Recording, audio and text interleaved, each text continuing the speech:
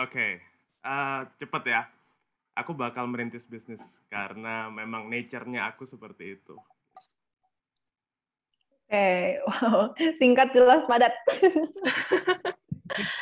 Oke. Nah, ini terakhir ya berarti untuk Kak Soraya. Baik, saya deg-degan sekali. Oke, jadi ini sedikit ceritanya tuh Yahut gitu. Kamu adalah seorang leader, tapi anak buah kamu banyak yang masih fresh graduate. Ada satu orang yang sukanya tuh kerjaannya main TikTok aja, ngevlog aja. Dan kerjanya itu kurang bagus, underperform. Tapi dengar-dengar kalau orang itu adalah selingkuhan dari bos besar kamu. Kalau kamu nasihatin, bisa-bisa posisi kamu terancam. Nah, apakah yang akan kamu lakukan dengan situasi seperti itu? Silahkan Kak Soraya. Ya, ini sinetron sekali ya ini. ini Sor. Eka kok Sor, santai aja Sor. Bukan tes wawasan kebangsaan ini. Oh, baik. Tidak lulus ya. Saya phone a friend dulu boleh ya? Boleh. Ini suka main TikTok udah kayak adekku banget ya. Emang TikTok tuh candu kayaknya ya. Oke, pertama saya belajar banget kalau di KPK itu kita selalu harus memberikan kebenaran gitu ya. Jadi ya harus tetap dinasehati. Apalagi kalau misalkan itu berkaitan dengan achievement kelompok gitu kan. Jadi saya sih no worries ya. Apapun itu saya akan tetap nasihati. Karena kalau misalkan kita emang di KPK terutama kita memang harus tetap menyuarakan kebenaran. Bahkan kalau misalkan teman-teman ada yang salah gitu ya, kita wajib memberitahu itu ke inspektorat atau pengawas internal kita. Gitu. Jadi integritas tetap nomor 1 ya, Kak Soraya. Pasti dong. Mantap. Oke, nah kita udah main ya soal ceritanya. Semuanya lolos nggak? Nat, dikasih skor berapa nih? Lolos lah. Mungkin pesertanya boleh kasih skor kali ya. Oke deh. Nah, selanjutnya kita mau ngapain nih, Nat? Udah main games? Karena kita udah main games, udah cair nih ya, saatnya kita untuk mengulik lebih dalam lagi nih dari speaker kita. Nah, mungkin sebelumnya, karena tadi baru perkenalan singkat, boleh kali ya speaker kita memperkenalkan diri sekali lagi, kesibukannya apa sekarang, background-nya apa sekarang. Nah, mungkin boleh dimulai lagi dari Kak Aji untuk memperkenalkan diri. Ya, halo teman-teman semua. Nama aku Darmaji Suradika. Biasa dipanggil Aji, panggil Aji aja. Saat ini menjabat sebagai CEO dari pemimpin.id. Jadi kesibukan sehari-hari bantu teman-teman semua untuk menjadi leader yang lebih baik gitu ya, dengan training, dengan bootcamp, berkomunitas, dan juga dengan konten-konten kreatif, kira-kira gitu. Jadi jangan lupa follow @pemimpin.indonesia. Gitu. Thank you semuanya. Oke, thank you Kak Aji. Nah, mungkin next boleh Kak Irin. Oke, halo semuanya, salam kenal. Saya Irin, Wirana Pratiwi, panggilannya Irin.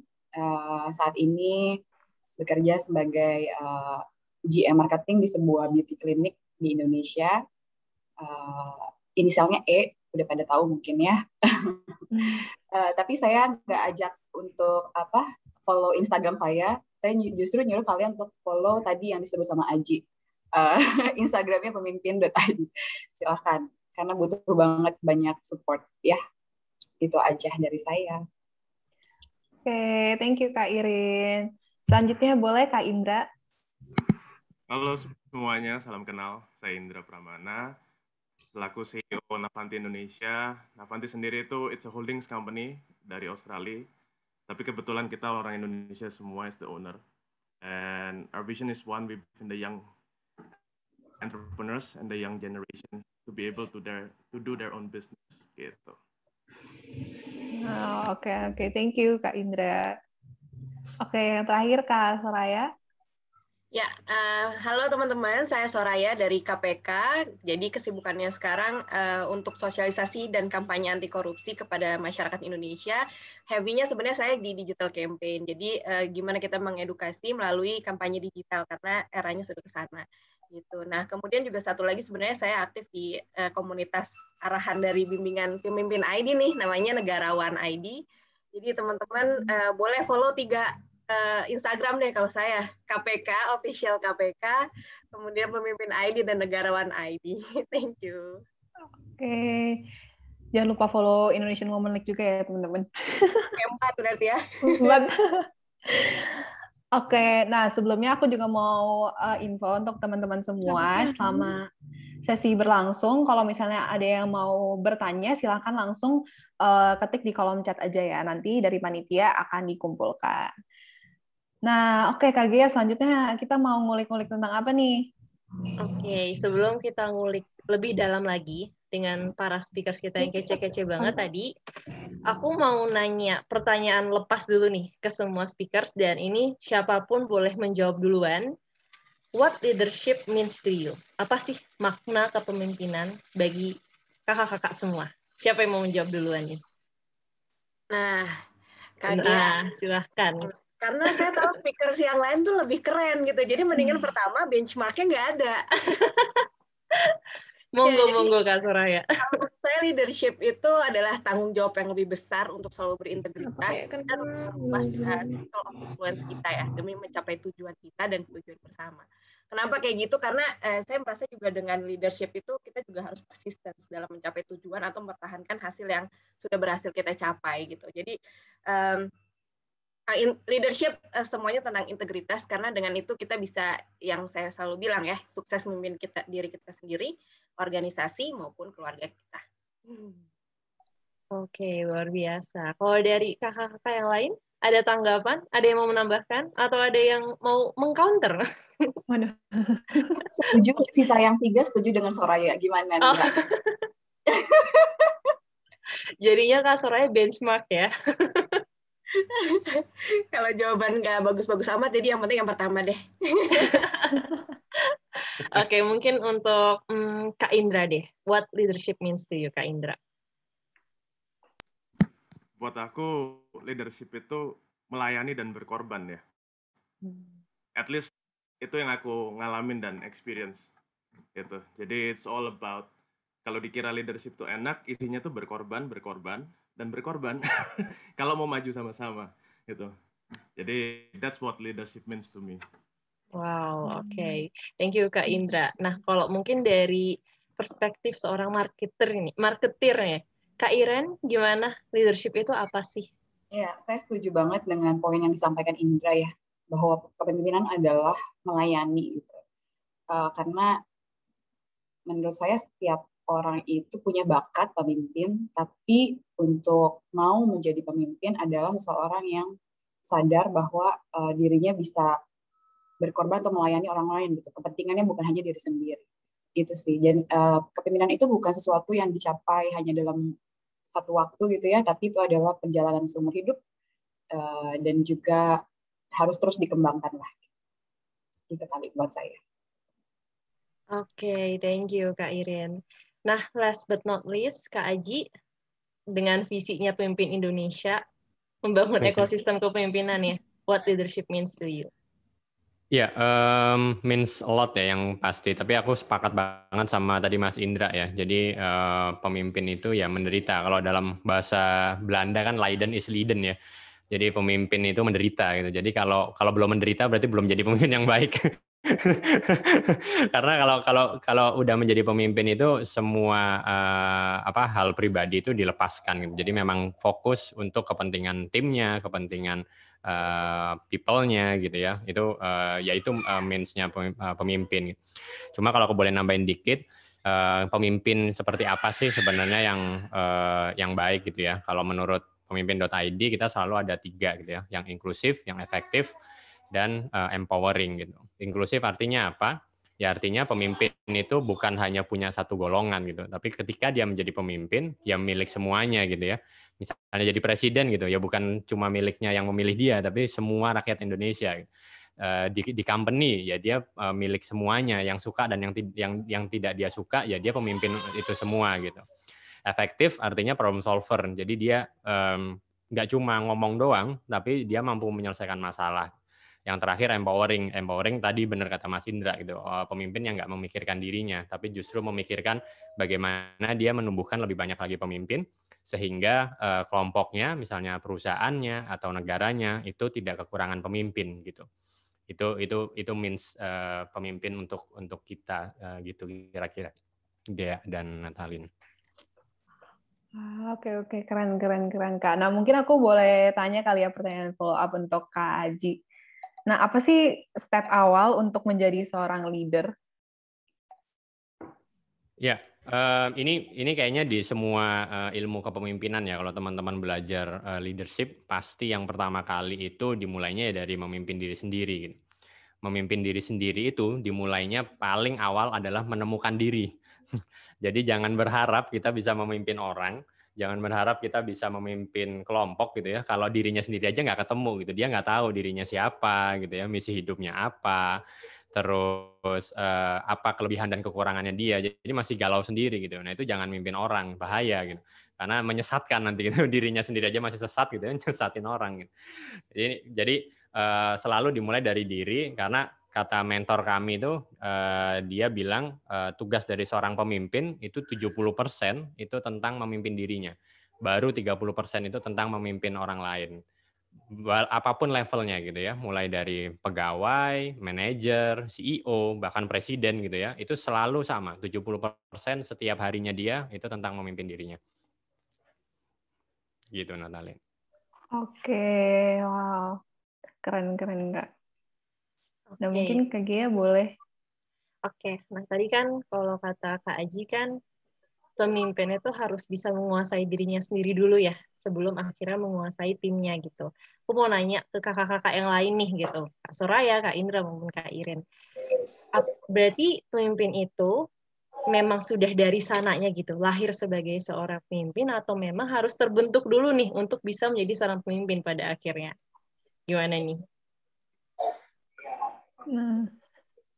Ada kan ada tuh kan ada tuh ya sering kayak frase-frase natural born leader.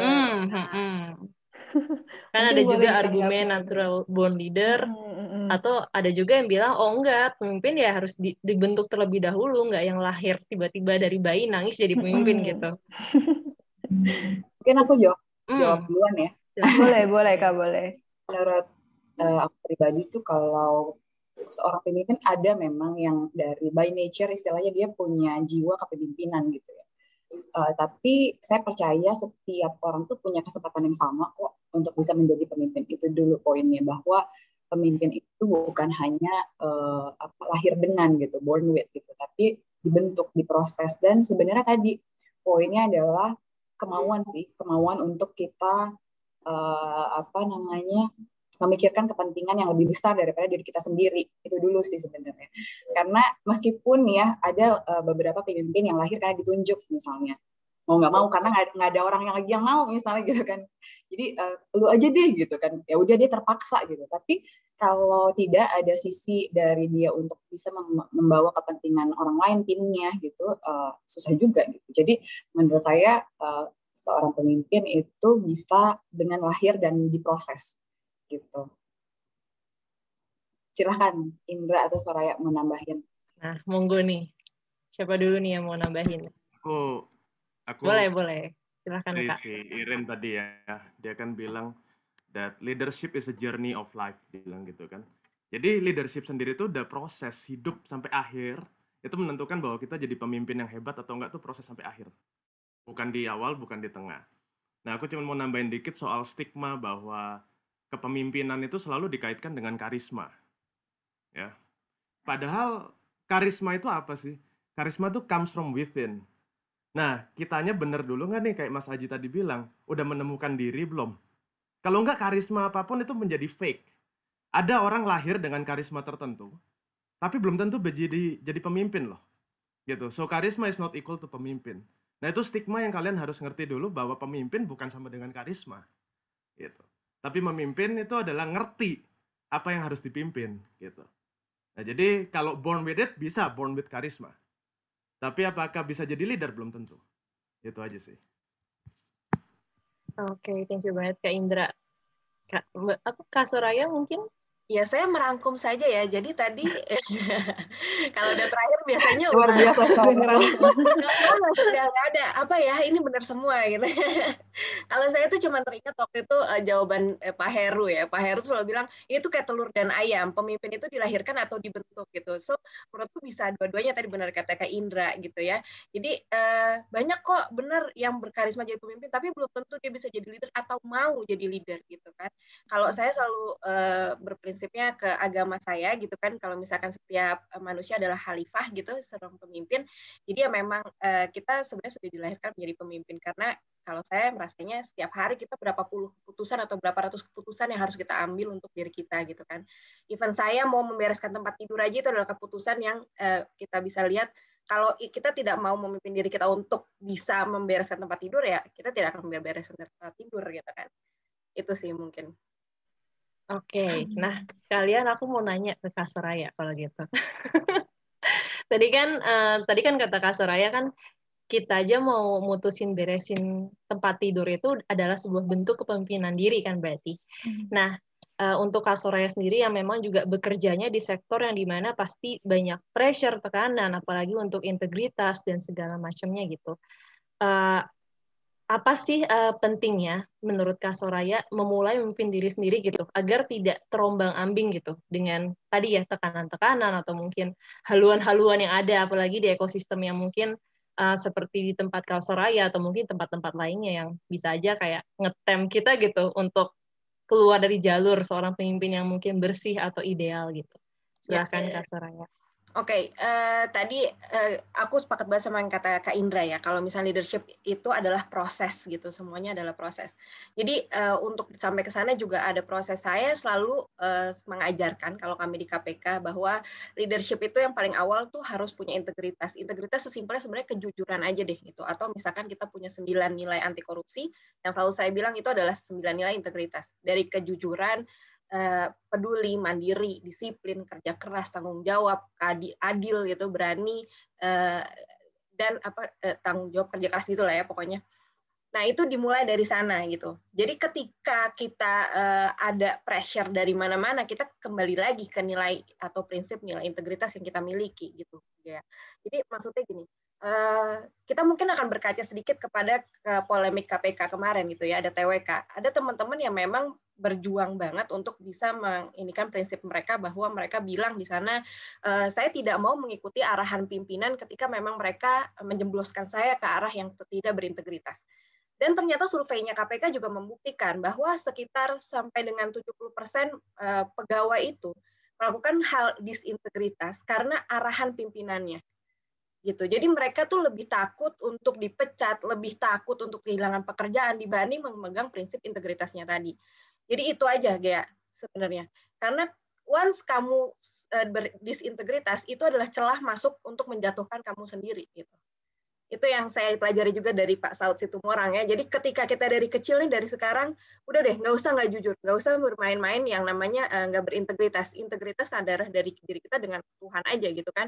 Jadi sehingga once beneran jadi pemimpin, leader di lembaga ataupun dimanapun, kamu nggak akan pernah tuh ada yang namanya kriminalisasi karena kamu pernah melakukan kecurangan apa dan sebagainya. Gitu. Oke, karena kebohongan tuh kayak black hole kali ya. Sekalinya terjun ya akan terus berputar di situ gitu. Oke, nah gimana? Nat, menurut kamu gimana? Setuju sih, integritas ya itu. Mungkin salah satu hal yang aku pribadi juga cukup bergumul sih, dan mungkin teman-teman di sini juga mungkin ada yang bisa relate. Nah, aku mau tanya deh sama Kak Indra mungkin. Tadi Kak Soraya bilang integritas. Nah, menurut Kakak ada nggak hal-hal lain yang kita perlukan, mungkin skill-skill yang kita perlukan untuk dapat memimpin diri kita sendiri? Oke, integritas itu pasti nggak lepas dari disiplin ya. Jadi dimulainya disiplin-disiplin kecil. Ini thumbs up banget buat teman-teman semua datang di sini, ada berapa orang nih? 220, udah berhasil memimpin dirinya sendiri bangun pagi Sabtu hari, ya kan, datang ke acara. Itu it's a discipline, nggak lupa gitu. Mungkin ada yang put in the calendar, ada yang nggak, ada yang pasang alarm gitu ya. Jadi disiplin itu udah pasti. Nah, masalahnya pemimpin itu lawannya satu, selalu dirinya sendiri. Dia memimpin 10 orang, 100 orang, 1000 orang, 1 juta atau 270 juta orang di Indonesia ini, itu lawannya diri sendiri.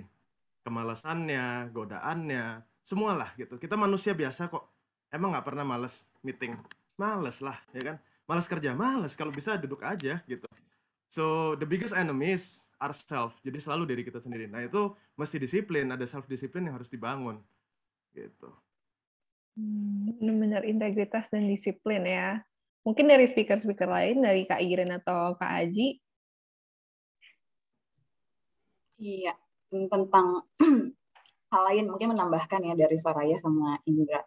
Jadi memang selain bahwa kita juga harus punya kedisiplinan, integritas, menurut saya ada memang keterampilan dalam menjadi seorang pemimpin gitu. Keterampilannya itu bisa jadi komunikasi, pengambilan keputusan, bagaimana berpikir inovatif di saat yang dibutuhkan gitu kan, kreatif. Hal-hal tersebut tuh by the time itu bisa dijalankan gitu kan. Maksudnya bisa kita pelajari. Cuman mungkin dari saya ada tips dalam saya ketika bertumbuh gitu ya menjadi seorang pemimpin, baik itu dari menjadi ketua kelas gitu kan, atau apa nanti dalam posisi dalam suatu organisasi atau perusahaan. Saya percaya setiap orang tuh butuh 3 posisi ini dalam hidupnya. Yang pertama itu orang yang berjalan itu artinya di depan, mentor lah kalau kita bilang gitu. Diperlukan seseorang untuk bisa look up to, melihat sosok lain gitu, orang lain, belajar dari orang lain. Nah, itu baiknya kita punya sosok itu dalam hidup kita, belajar dalam hal apapun. Bisa jadi kepemimpinan, tadi misalnya belum bagus kemampuan komunikasinya ya, bisa look up to seseorang yang bagi dia, oh seperti ini loh keterampilan yang baik, atau hal lain. Kemudian posisi kedua adalah orang yang berdiri di samping. Berdiri di samping itu kayak peer gitu ya, kayak buddy gitu. Jadi seseorang yang mungkin level atau musim hidupnya itu lagi sama nih gitu dengan diri saya. Misalnya Net gitu, aku nggak tahu nih, contoh yang Net ya. Misalnya Net adalah seorang lagi kuliah gitu, terus menjadi kepala atau ketua dari sebuah organisasi. Organisasi kan bisa banyak ya. Ketua organisasi lainnya merupakan peer-nya kamu. Jadi kalian bisa ngobrol bareng untuk saling cari tahu kira-kira solusinya gimana sih gitu kan kalau misalnya punya problem. Satu lagi adalah posisi mentee atau pengikut. Jadi orang yang duduk, orang yang melihat kita sebagai mentor atau seseorang yang di look up to gitu. Jadi kenapa sih butuh juga sosok tersebut? Karena kita bisa mengukur dan melihat bahwa sejauh mana kemampuan kita dalam bisa menginspirasi orang lain.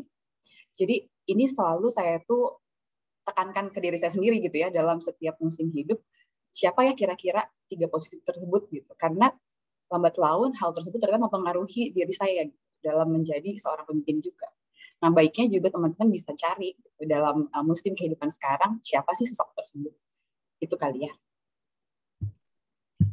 Iya, setuju sih sama Kak Iren. Tadi Kak Aji kayaknya udah unmute juga ya mau berbicara tadi. Ya, mungkin nambahin dikit aja. Yang tadi aku sepakat banget sama Indra ya tentang disiplin gitu ya. Cuma mungkin ada satu step juga gimana caranya kita bisa disiplin itu yang paling penting, paling dasar aja itu adalah awareness. Jadi self awareness kita harus tinggi. Kita sadar diri. Nah, itu paling penting tuh gitu. Mungkin semua orang pasti punya malas gitu ya. Semua orang pasti punya kekurangan gitu. Tapi apakah dia sadar akan kekurangannya gitu? Dia sadar, dia tahu kalau aku malas, biasanya aku harus ngapain ya supaya aku bisa nggak malas lagi. Nah, bisa menghandle itu aja itu udah bagus banget. Bener banget kata Indra tadi gitu ya. Sampai jadi presiden pun tuh ada malasnya gitu. Nggak dikira kalau 270 juta berarti dia udah nggak pernah malas dalam hidupnya. Enggak. Apakah dia tidak pernah down gitu ya? Apa dia tidak pernah marah gitu? Ya pasti ada, namanya manusia gitu. Cuma ini pelajaran aku ya, selama aku perjalanan memimpin gitu ya, ketemu banyak pemimpin besar, satu sifat yang mereka punya itu self awareness-nya tinggi. Jadi mungkin dia marah, tapi dia sadar, wah ini aku marah nih, kayaknya salah ya. Harusnya ke depannya kayak gimana gitu. Jadi mereka itu sadar akan apa yang dia lakukan gitu. Jadi nggak marah-marah aja, habis itu timnya kecewa gitu ya, tapi dia tidak merasakan itu. Nah, itu bukan gitu. Pemimpin itu walaupun dia salah, dia tahu itu salah dan dia memperbaikinya. Itu yang paling penting. Makanya mulai dari yang kecil aja gitu. Kalau sekarang teman-teman sedih gitu ya, sedihnya gara-gara apa sih gitu. Dan sedihnya berapa lama, dibatasin gitu ya. Jadi jangan, mungkin teman-teman masih mahasiswa gitu ya, diputusin pacar, udah TA, tugas akhir, skripsi ditinggal gitu ya. Ya jangan gitu. pemimpin itu tahu ketika dia sedih ya waktunya sedih, tapi dia mampu menyelesaikannya itu. Ya udah sedih nih, diputusin pacar seminggu ya. Seminggu setelah itu aku udah nggak sedih lagi dan aku udah bisa kembali lagi dan aku udah bisa bounce back. Itu yang paling penting ya, itu skill yang menurut aku dasar banget tapi jarang banget orang yang bisa punya self awareness yang bagus gitu sih.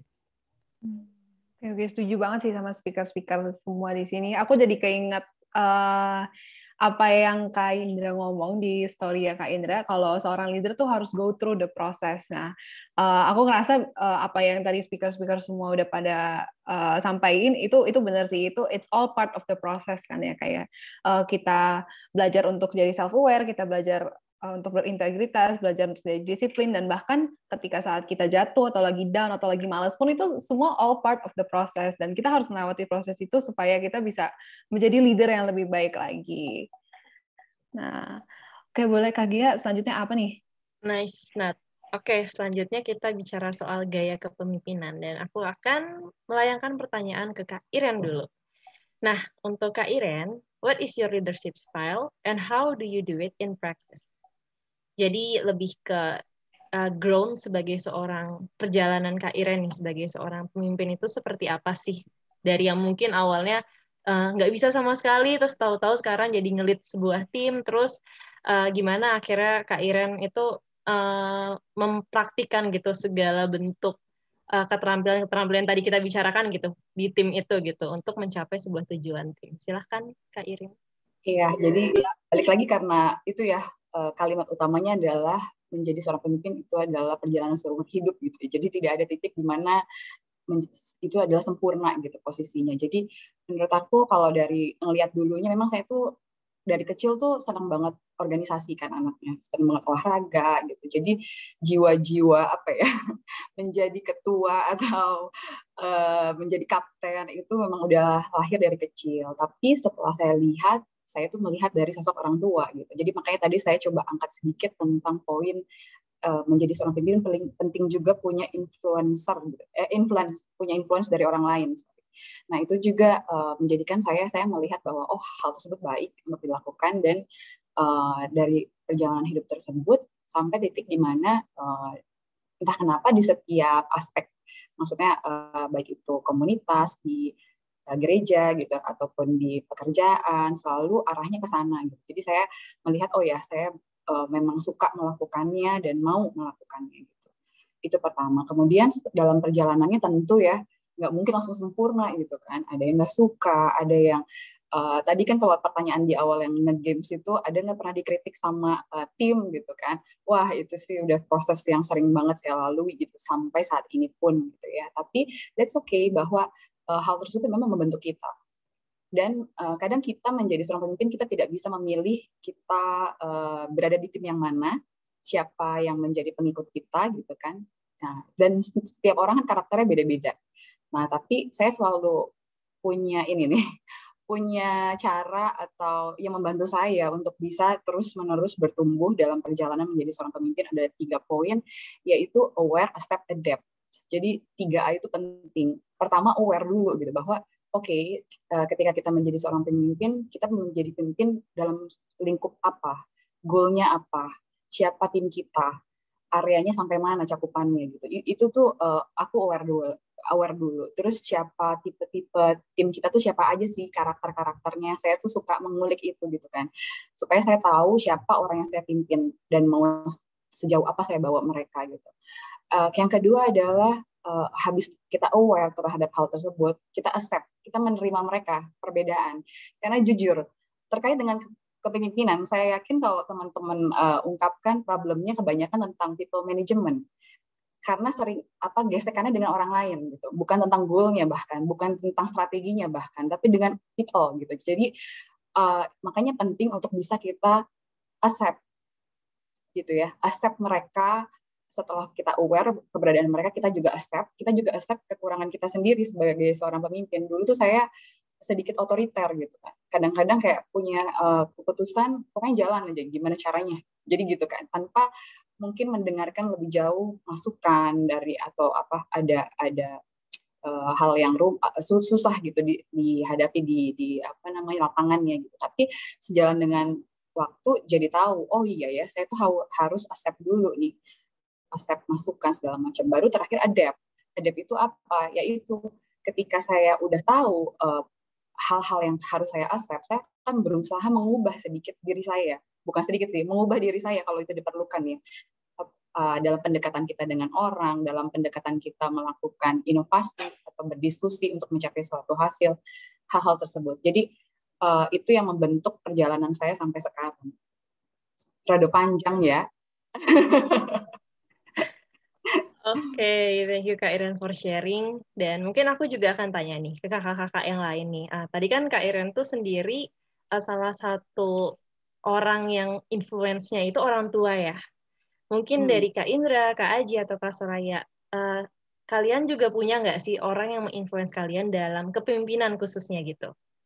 Ada nggak?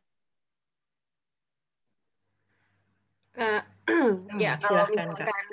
Saya dulu influence-nya sebenarnya ini dilatih juga ya. Kalau betul orang tua tuh udah menjadi circle utama. Jadi saya juga belajar dari orang tua saya karena dari awal juga saya selalu dibilang, ayo kalau bisa jadi ketua OSIS ya jadilah ketua OSIS kayak gitu kan ya. Akhirnya saya selalu ikutan OSIS dan sebagainya gitu ya. Nah kemudian sebenarnya yang saya rasakan banget kenapa bisa sampai saat ini gitu ya. Waktu itu saya selalu digodok sama guru-guru saya waktu SMP gitu.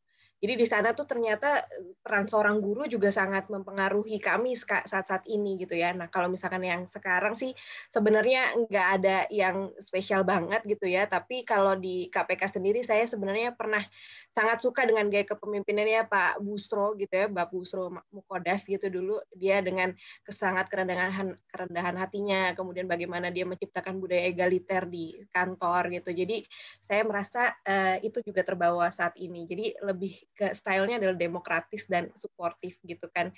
Terus di situ juga saya akhirnya sekarang lagi belajar banget untuk karena saya di sini kalau di kantor bukan menjadi seorang pemimpin gitu. Cuman banyak proyek-proyek yang harus dihandle sama saya kan. Akhirnya saya juga mau nggak mau menjadi seorang leader di proyek tersebut gitu. Jadi saya rasa ini pertanyaannya, do you have to be a leader to lead tuh enggak. Karena saya bisa melakukan itu gitu kan.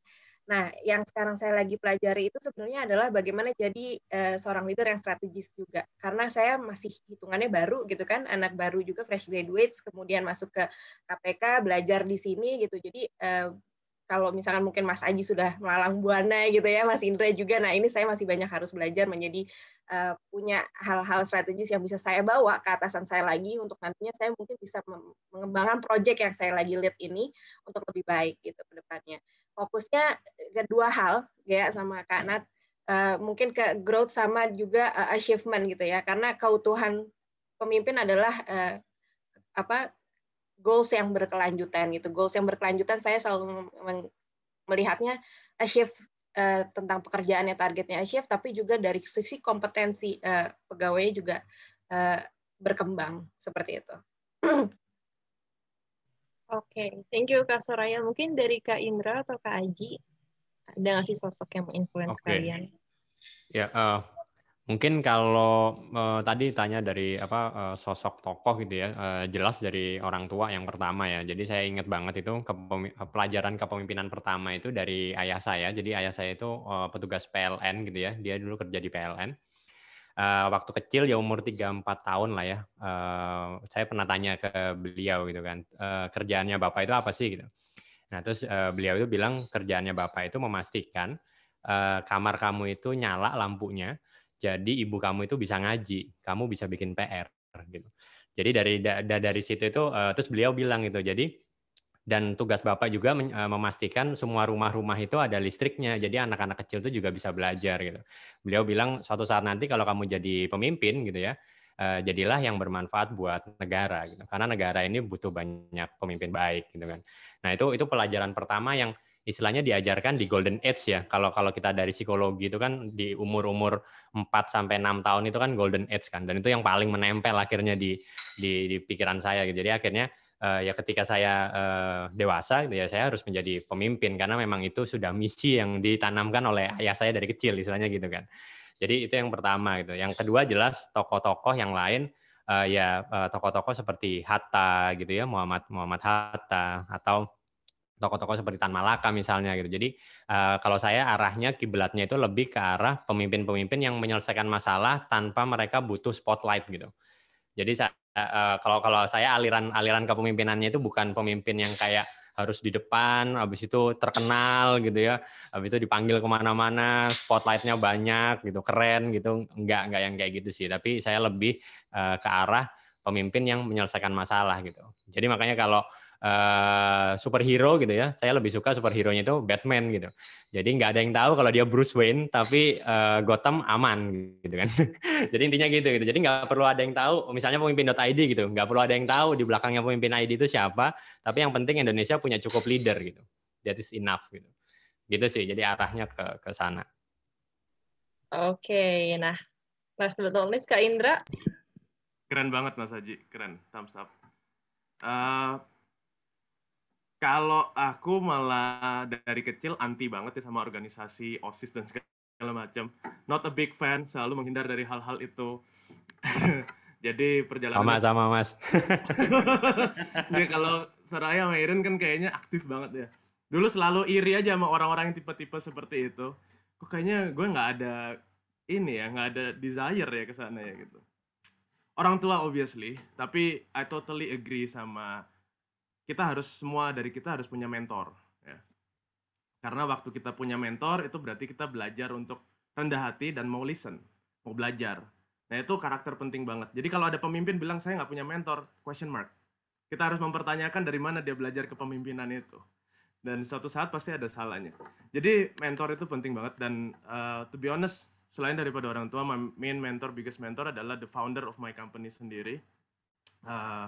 He's Indonesian, dia berjuang sendiri 20 tahun lebih di Australia as an Indonesian sampai akhirnya kita bisa bikin bisnis di sana gitu, dan itu I learn a lot from ground up sama dia.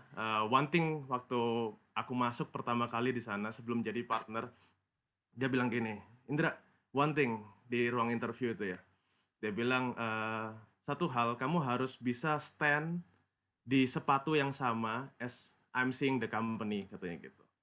Waktu itu nggak ngerti sama sekali. Maksudnya apa coba? Stand on the same boots atau di sepatu yang sama dalam melihat company ini.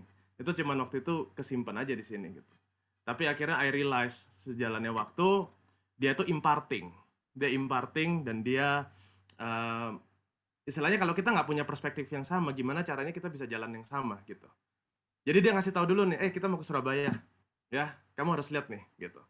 Nah itu penting. Nah kita mentor dengan mentees atau kita yang dimentorin, kita harus punya sikap itu gitu. So that's my biggest influence in the business especially dan kepemimpinan gitu. Oke. Mungkin sekarang selanjutnya bagian Nat untuk mengulik. Oke, mungkin kayak ya banyak lah ya kalau misalnya jadi leader itu banyak sekali kayak personality differences gitu ya mungkin. Nah, tapi differences yang aku mau menanyakan nih dari speaker-speaker, apa sih positif dan negatif menjadi seorang leader di masing-masing gender? Mungkin dari yang perempuan dulu, Kak Irin atau Kak Soraya? Ya, boleh deh aku. Kalau sebenarnya gini, kalau positifnya jadi leader tuh sebenarnya posisi pemimpin jadi pimpinan perempuan itu kan masih jarang ya, walaupun sekarang sudah mulai banyak gitu ya. Cuman masih jarang lah saya bilang. Nah, itu berarti jadi opportunity yang besar juga untuk kita bisa take lead di sana gitu. Nah, tapi sebenarnya kalau saya sendiri ngelihat negatifnya sering dipandang sebelah mata sudah pasti yang pertama. Kemudian yang kedua ketika ada hormonal. Jadi ketika kita tahu diri kita sendiri gitu ya, terus ketika saya tahu nih memasuki fase-fase hormonal perempuan itu susah banget, asli susah banget buat bisa memanage itu. Sampai sekarang saya masih belajar itu, karena saya sebenarnya tahu aja tuh udah bagus banget gitu ya. Tapi ketika the storm itu terjadi, itu sangat aduh ini kenapa sih saya tuh maunya baik loh tapi kok jadinya kok sensi terus gitu ya. Nah itu jadi salah satu itu. Nah, kemudian, relate sorry sorry ya Mas Haji, ini beneran negatifnya banget menurutku gitu ya. Tapi itu yang pertama. Terus yang kedua kemungkinan yang harus negatifnya kita punya perjuangan yang lebih besar, karena nanti ketika kita punya anak jadi istri ataupun jadi seorang ibu tuh punya juga tanggung jawab di rumah lebih besar gitu kan. Jadi harus bisa memanage keduanya. Tapi menurutku ini adalah opportunity yang besar untuk kita seorang pemimpin perempuan menempati posisi-posisi pemimpin gitu ya. Keren Kak Soraya. Benar sih, aku setuju banget sih.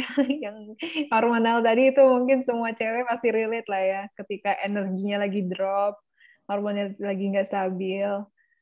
Ya. Kalau Kak Irin gimana Kak Irin? Iya, aku tadi pas waktu Soraya ngomong tentang hormonal, aku ketawanya keras banget karena relate ya, soal kita sangat. Jadi perempuan tuh ada hubungan dengan hormonal juga. Tapi tadi balik ke aware, accept, adapt kalau aku ya. Jadi kita aware dulu bahwa oh iya ya, ketika ternyata hal ini yang ya by nature kita tidak bisa pungkiri itu terjadi gitu kan di perempuan. Gimana caranya kita menanggulanginya gitu. Karena kan nggak mungkin ketika itu terjadi terus kita off nggak ngapa-ngapain gitu kan. Nggak berinteraksi dengan tim, tidak mengambil keputusan gitu. Jadi aware, accept, adapt selalu dilakukan. Mungkin aku tambahin aja sedikit ya dari Soraya yang udah disampaikan. Kelebihannya juga kita itu sebagai perempuan itu punya kepekaan mungkin ya yang lebih tinggi daripada laki-laki. Harus kita akui kepekaan itu bisa jadi positif dan negatif gitu. Positifnya adalah kita mungkin bisa secepat itu menerima sinyal bahwa oh ada hal yang mungkin mengganggu tim kita gitu kan. Apalagi misalnya tim kita ada banyak hal lah gitu kan dalam tim yang kadang suka terjadi gitu kan, ada friksi atau apa, kita bisa segera mungkin mendapat sinyal itu. Mungkin kepekaan itu juga menurut saya suatu keuntungan, tapi kelemahannya kadang-kadang karena terlalu peka dianggapnya terlalu sensitif. Jadi kadang-kadang saya pernah dengar ada statement dari karyawan, waduh nggak mau deh punya atasan cewek, ribet gitu kan. Banyak yang bilang gitu, mendingan cowok praktis katanya, atau cewek sensitif banget gitu. Nah, menurut saya ya itu adalah stigma yang muncul tapi nggak bisa digenerasikan ke semua pemimpin perempuan gitu. Balik lagi sebagai perempuan menurut aku kita bisa terapkan yang tadi 3A itu, aware, accept, adapt gitu. Oke, thank you Kak Soraya dan Kak Irin sudah mewakili yang perempuan ya. Nah, sekarang boleh dari Kak Aji atau Kak Indra nih yang mewakili laki-laki. Indra dulu deh, pertanyaannya susah nih. Takut judgment. Mungkin aku bahas dari sisi stigma aja ya, karena aku agree banget sama Irin bahwa nggak bisa generalisasi. Karena ada aja perempuan yang nggak pakai sensitivity, ada laki-laki yang sensitif banget, ya ribet gitu ya. Banyak gitu. Jadi aku ngambil dari stigmanya negatifnya jadi pemimpin laki-laki itu ekspektasinya banyak dan tinggi gitu, karena memang sudah dibuild seperti itu normanya gitu.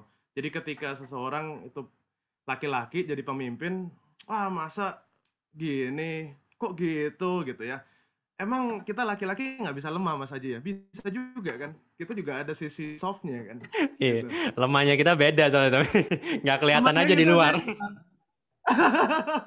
Beda gitu kan, tapi kita tetap bisa berasa gitu. Jadi stigmanya lebih di situ karena ekspektasi is higher. The positivity lah, I think kita sebagai laki-laki memang kita karena udah di-expect seperti itu, so kita build-nya harusnya lebih tough gitu ya, dan ada desire-nya memang untuk lebih seperti itu, dan itu di positivity gitu, karena tergantung kan kita translate-nya gimana gitu. Nah harusnya karena kita udah harus memimpin diri sendiri, iya, memimpin di pekerjaan, iya, nanti memimpin keluarga juga, iya, gitu kan, kepalanya kan banyak di situ gitu. Nah itu mungkin sisi positifnya, karena mungkin lebih mengalami banyak topik, kalau aku bilang ya, topi jadi kepala keluarga, topi jadi di mana gitu. Dan itulah yang positifnya secara tidak langsung jadi latihan gitu, jadi latihan gitu. Silakan Mas Haji. Waduh. Oke. Mungkin aku menambahi Mas Indra aja ya. Jadi kalau ditanyain positif negatifnya masing-masing gender gitu ya. Kalau laki-laki positif negatifnya itu logic. Perempuan positif negatifnya emotion. Jadi kenapa bilangnya positif negatif? Ketika dua-duanya kita itu bisa mengontrol, misalnya laki-laki gitu ya, kita bisa mengontrol logiknya kita, maka itu akan bermanfaat gitu. Tapi kalau misalnya nggak bisa mengontrol, itu berbahaya gitu. Jadi akhirnya ketika butuh emosi, butuh empati gitu ya, dihajar aja pakai logik gitu kan, nggak bisa gitu kan. Sama nih sama perempuan kan memang lebih kuat emotionnya ya gitu, tadi perasaan gitu kan. Jadi ketika itu dipergunakan dengan baik, itu bagus banget gitu. Timnya akan merasa terempower, empatinya tinggi gitu ya. Tapi ketika itu dibawa ke ranah profesional misalnya, menjadi tidak profesional gara-gara emosi, nah itu akhirnya jadi kekurangan. Jadi sebenarnya dua hal itu menjadi kelebihan dan kekurangan at the same time gitu. Mungkin aku nambahin sedikit aja, khusus yang buat perempuan gitu ya, leader perempuan. Itu ada satu sifat yang hanya dimiliki wanita gitu ya. Laki-laki punya tapi nggak kuat, itu adalah nurturing. Karena kan memang wanita dilahirkan untuk jadi ibu gitu ya. Jadi mereka itu punya kemampuan buat nurture, buat menumbuhkan gitu.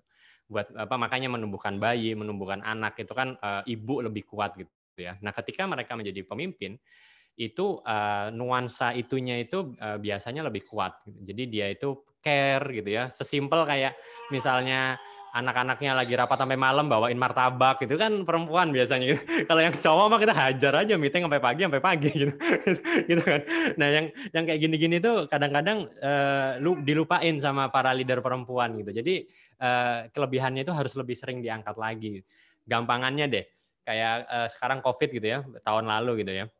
Para pemimpin perempuan ketika dihajar sama COVID gitu, tindakan mereka langsung lockdown gitu, karena mereka menjaga gimana caranya supaya warganya nggak sakit gitu. Itu udah paling utama gitu.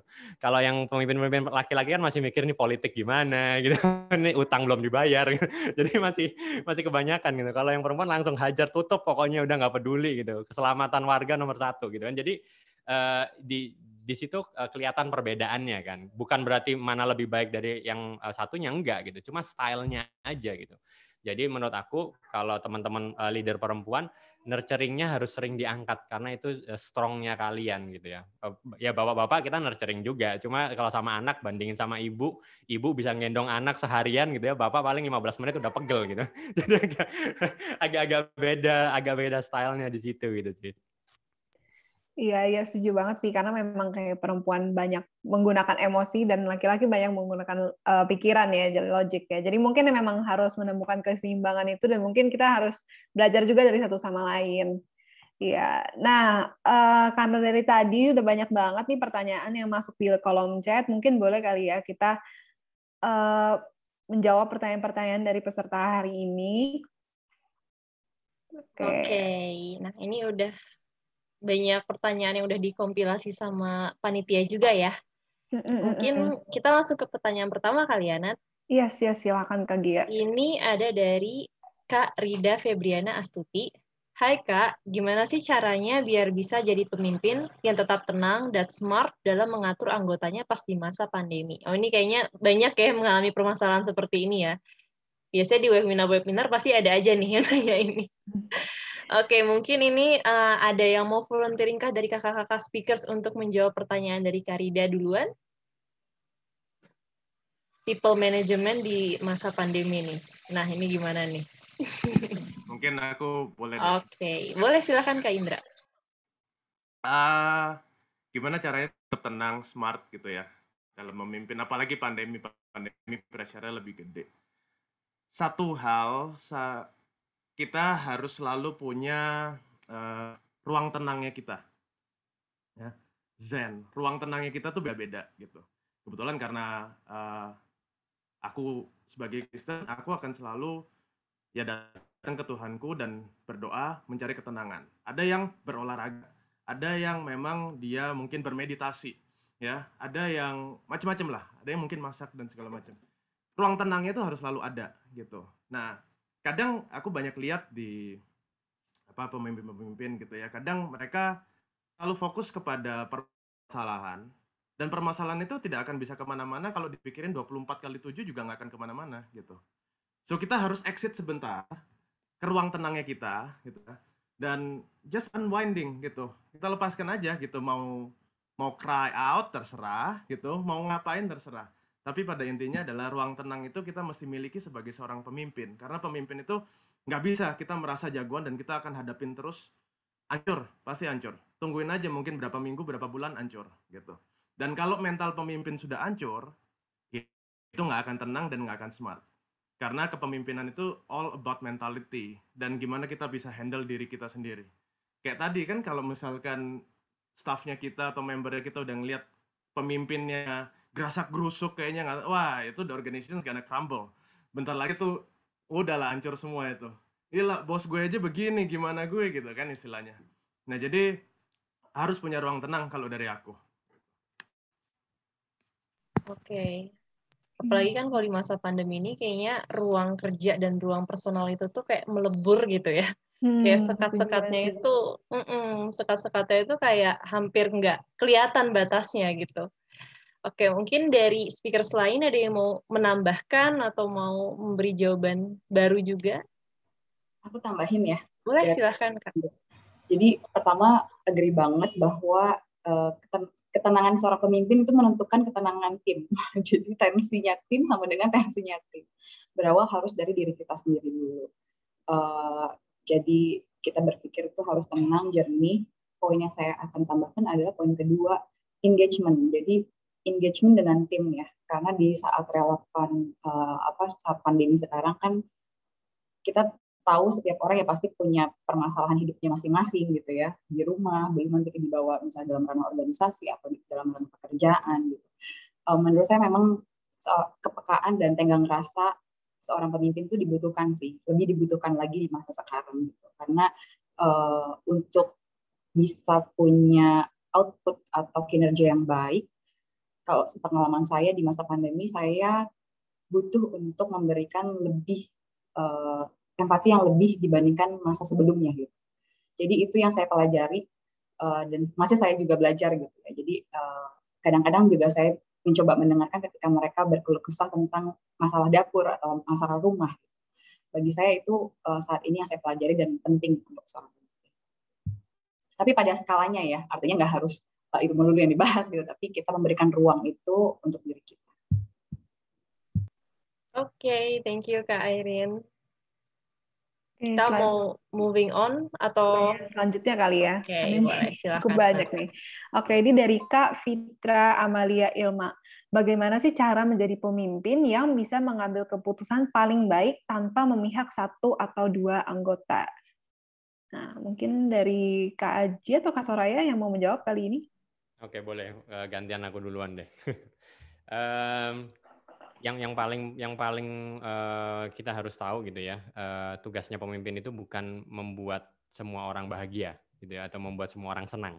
Itu harus ngerti dulu tuh. Jadi tadi jangan memihak lah. Kalau memang itu yang paling tepat ya harus memihak kan gitu. Justru kalau pemimpin tidak memihak, itu jadinya kalau kata orang Jawa itu mencela-mencela gitu ya. Ini pemimpin apa sih gitu? Nggak kanan, nggak kiri gitu. Pemimpin harus memihak, jelas gitu. Tugasnya pemimpin itu memihak. Memihaknya kepada apa? Memihaknya kepada keputusan yang terbaik untuk organisasinya gitu. Makanya kalau kata Steve Jobs kan, if you want to make everybody happy, don't be a leader, just selling ice cream gitu kan. Jadi jualan es krim aja, itu pasti semua orang senang gitu. Nggak ada tuh orang yang nggak suka es krim gitu kan. Tapi ketika kita memutuskan menjadi pemimpin, maka kita harus tahu bahwa akan ada aja orang yang tidak senang dengan keputusan kita, karena memang itu keputusan yang paling terbaik gitu. Mungkin buat menutup, waktu dulu aku sempat kerja di Jerman gitu ya, pada saat aku dulu lulus kuliah, aku belajar banyak banget dari stylenya bagaimana orang Jerman memimpin gitu ya. Mereka itu bilang, di Jerman, mereka itu selalu bilang bahwa we are strong in issue but soft in people.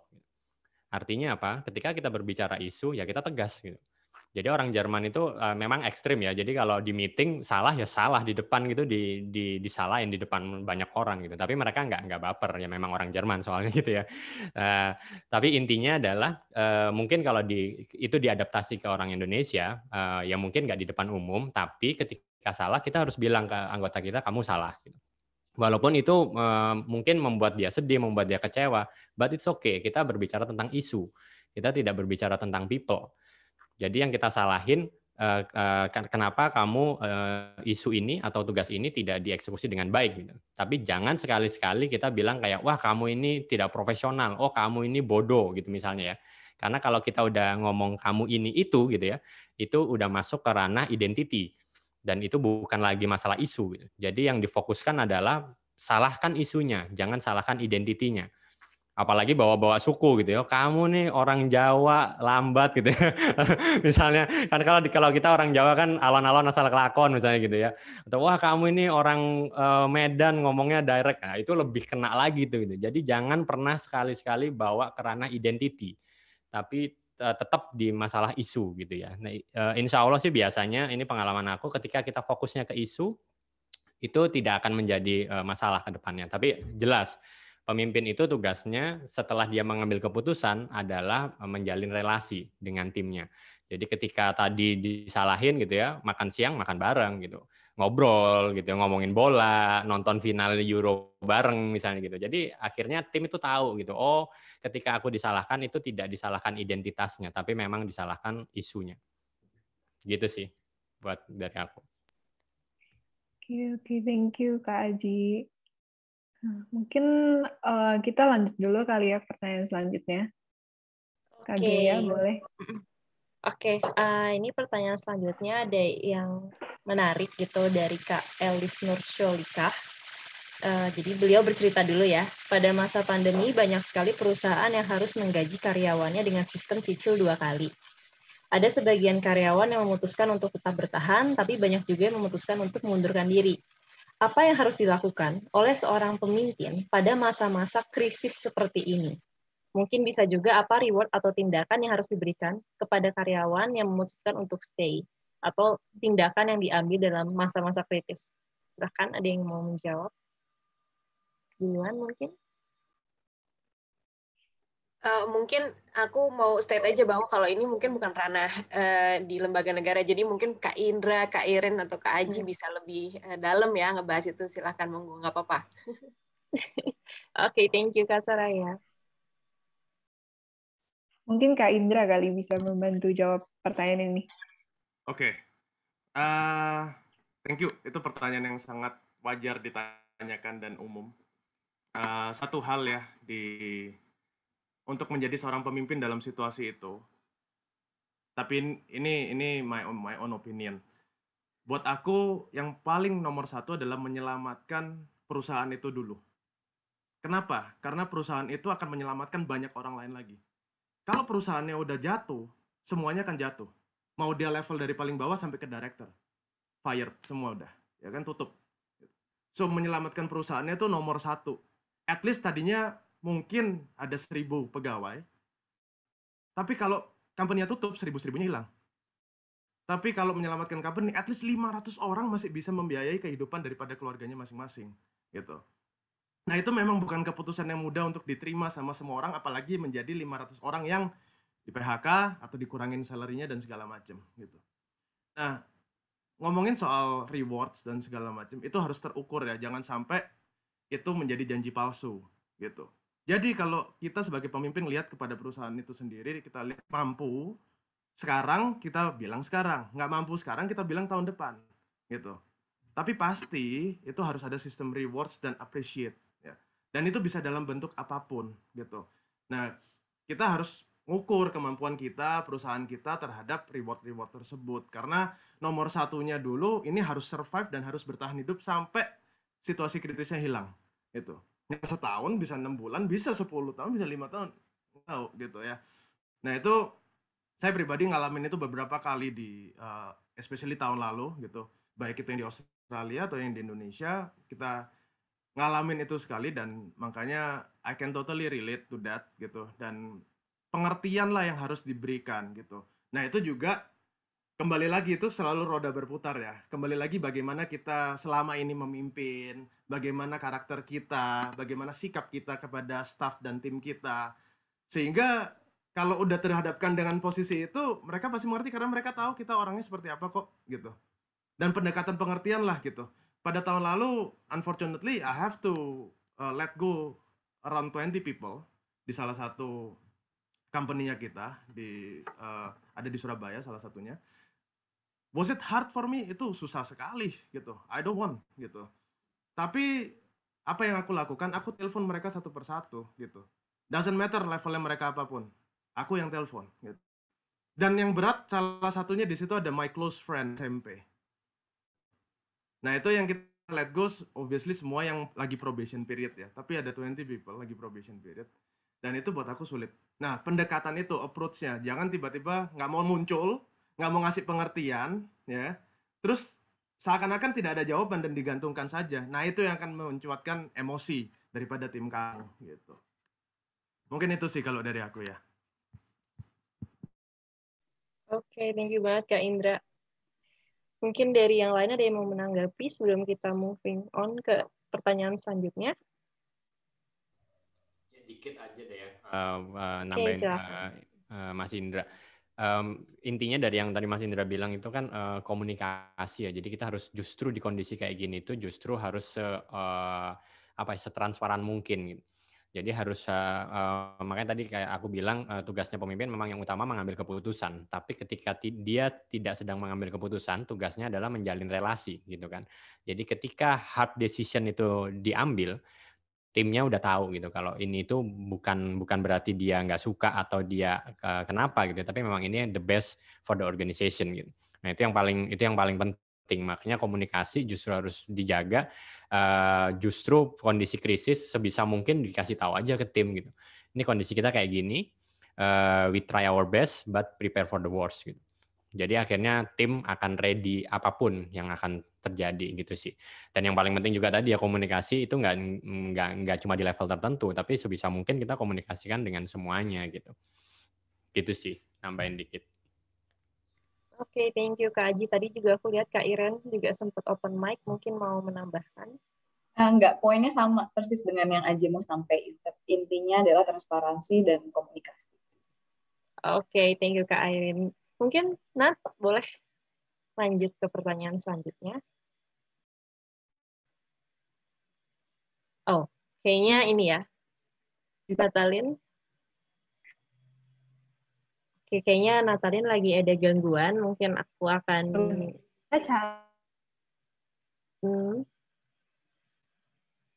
Oke, mungkin aku ini dulu ya.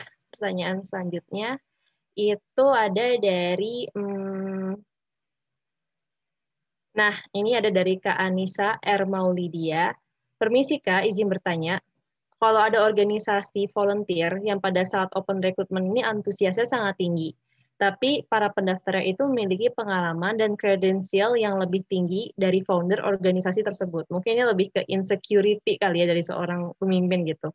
Bagaimana cara kita sebagai pemimpin untuk mengelola tantangan dan insecurity yang dapat muncul di saat-saat seperti itu, gitu, dengan tepat. Silahkan, ada yang mau menjawab? Mungkin gantian mungkin. Nah, mungkin Kak Soraya tadi yang sebelumnya kan Kak Soraya belum menjawab. Oke, silakan Soraya dulu. Oke, jadi tadi gimana insecurity-nya ya dari mengurus organisasi gitu kan ya. Terus kayak menghadapi anggota yang kayaknya lebih oke gitu di mata dia gitu ketimbang dia. Nah, itu ini gimana? sebenarnya tadi mau jawab duluan karena saya juga merasa seperti itu gitu ya. Di Negarawan ID ini banyak banget anggota yang di bawah saya humas gitu, itu emang lebih keren-keren dari saya gitu kan. Nah, insecure sih iya banget ya. Cuman dengan caranya saya salah satunya adalah jadi makin semangat malah ini gitu ya, karena melihat wah keren-keren berarti anggota saya gitu ya. Kalau misalkan pun kita salah ngelit, biasanya saya itu akan bertanya. Jadi lebih menjadi ke fasilitator karena tadi saya lebih demokratis gitu ya gaya kepemimpinannya. Tapi jadi fasilitator yang bersangkutan gitu. Jadi saya memberikan banyak ruang untuk dia bisa sharing ide dia atau misalkan pengalaman-pengalaman dia yang sehingga kita punya sebuah keputusan bersama gitu. Jadi keputusan bukan dari saya saja, tapi juga dia merasa bahwa terlibat. Oke, ini adalah keputusan saya. Akhirnya saya juga mau melakukan hal-hal itu gitu. Kadang kan kalau misalkan memang apalagi saya lebih muda gitu ya, memimpin yang lebih tua gitu.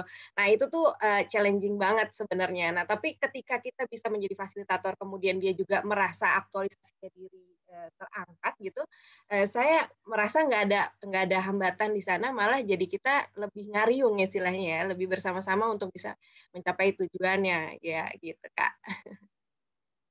Oke, thank you Kak Soraya. Mungkin tadi Kak Aji juga mau menambahkan. Ya, menambahkan Soraya juga. Jadi insecurity ini macam-macam ya. Jadi nggak cuma karena ada tim kita yang lebih jago gitu. insecurity ini selalu ada di setiap orang lah ya gitu. Tapi yang perlu kita ketahui adalah ini balik tadi yang kata Mas Indra di awal ya. Jadi insecurity inilah saatnya kita bertarung dengan diri kita sendiri. Gitu. Jadi tidak ada musuhnya insecurity itu, nggak ada kok tim kita yang lebih jago dari kita itu nggak masalah sama sekali. Yang masalah itu diri kita yang melawan kita. Gitu. Jadi teman-teman harus sadar ketika insecurity sebenarnya musuhnya bukan orang lain tapi diri kita sendiri. Gitu. Jadi di situ kita harus aware kalau kita harus bisa lebih tinggi daripada atau kita harus bisa lebih menang daripada diri kita yang bilang kalau kita tidak layak. Gitu.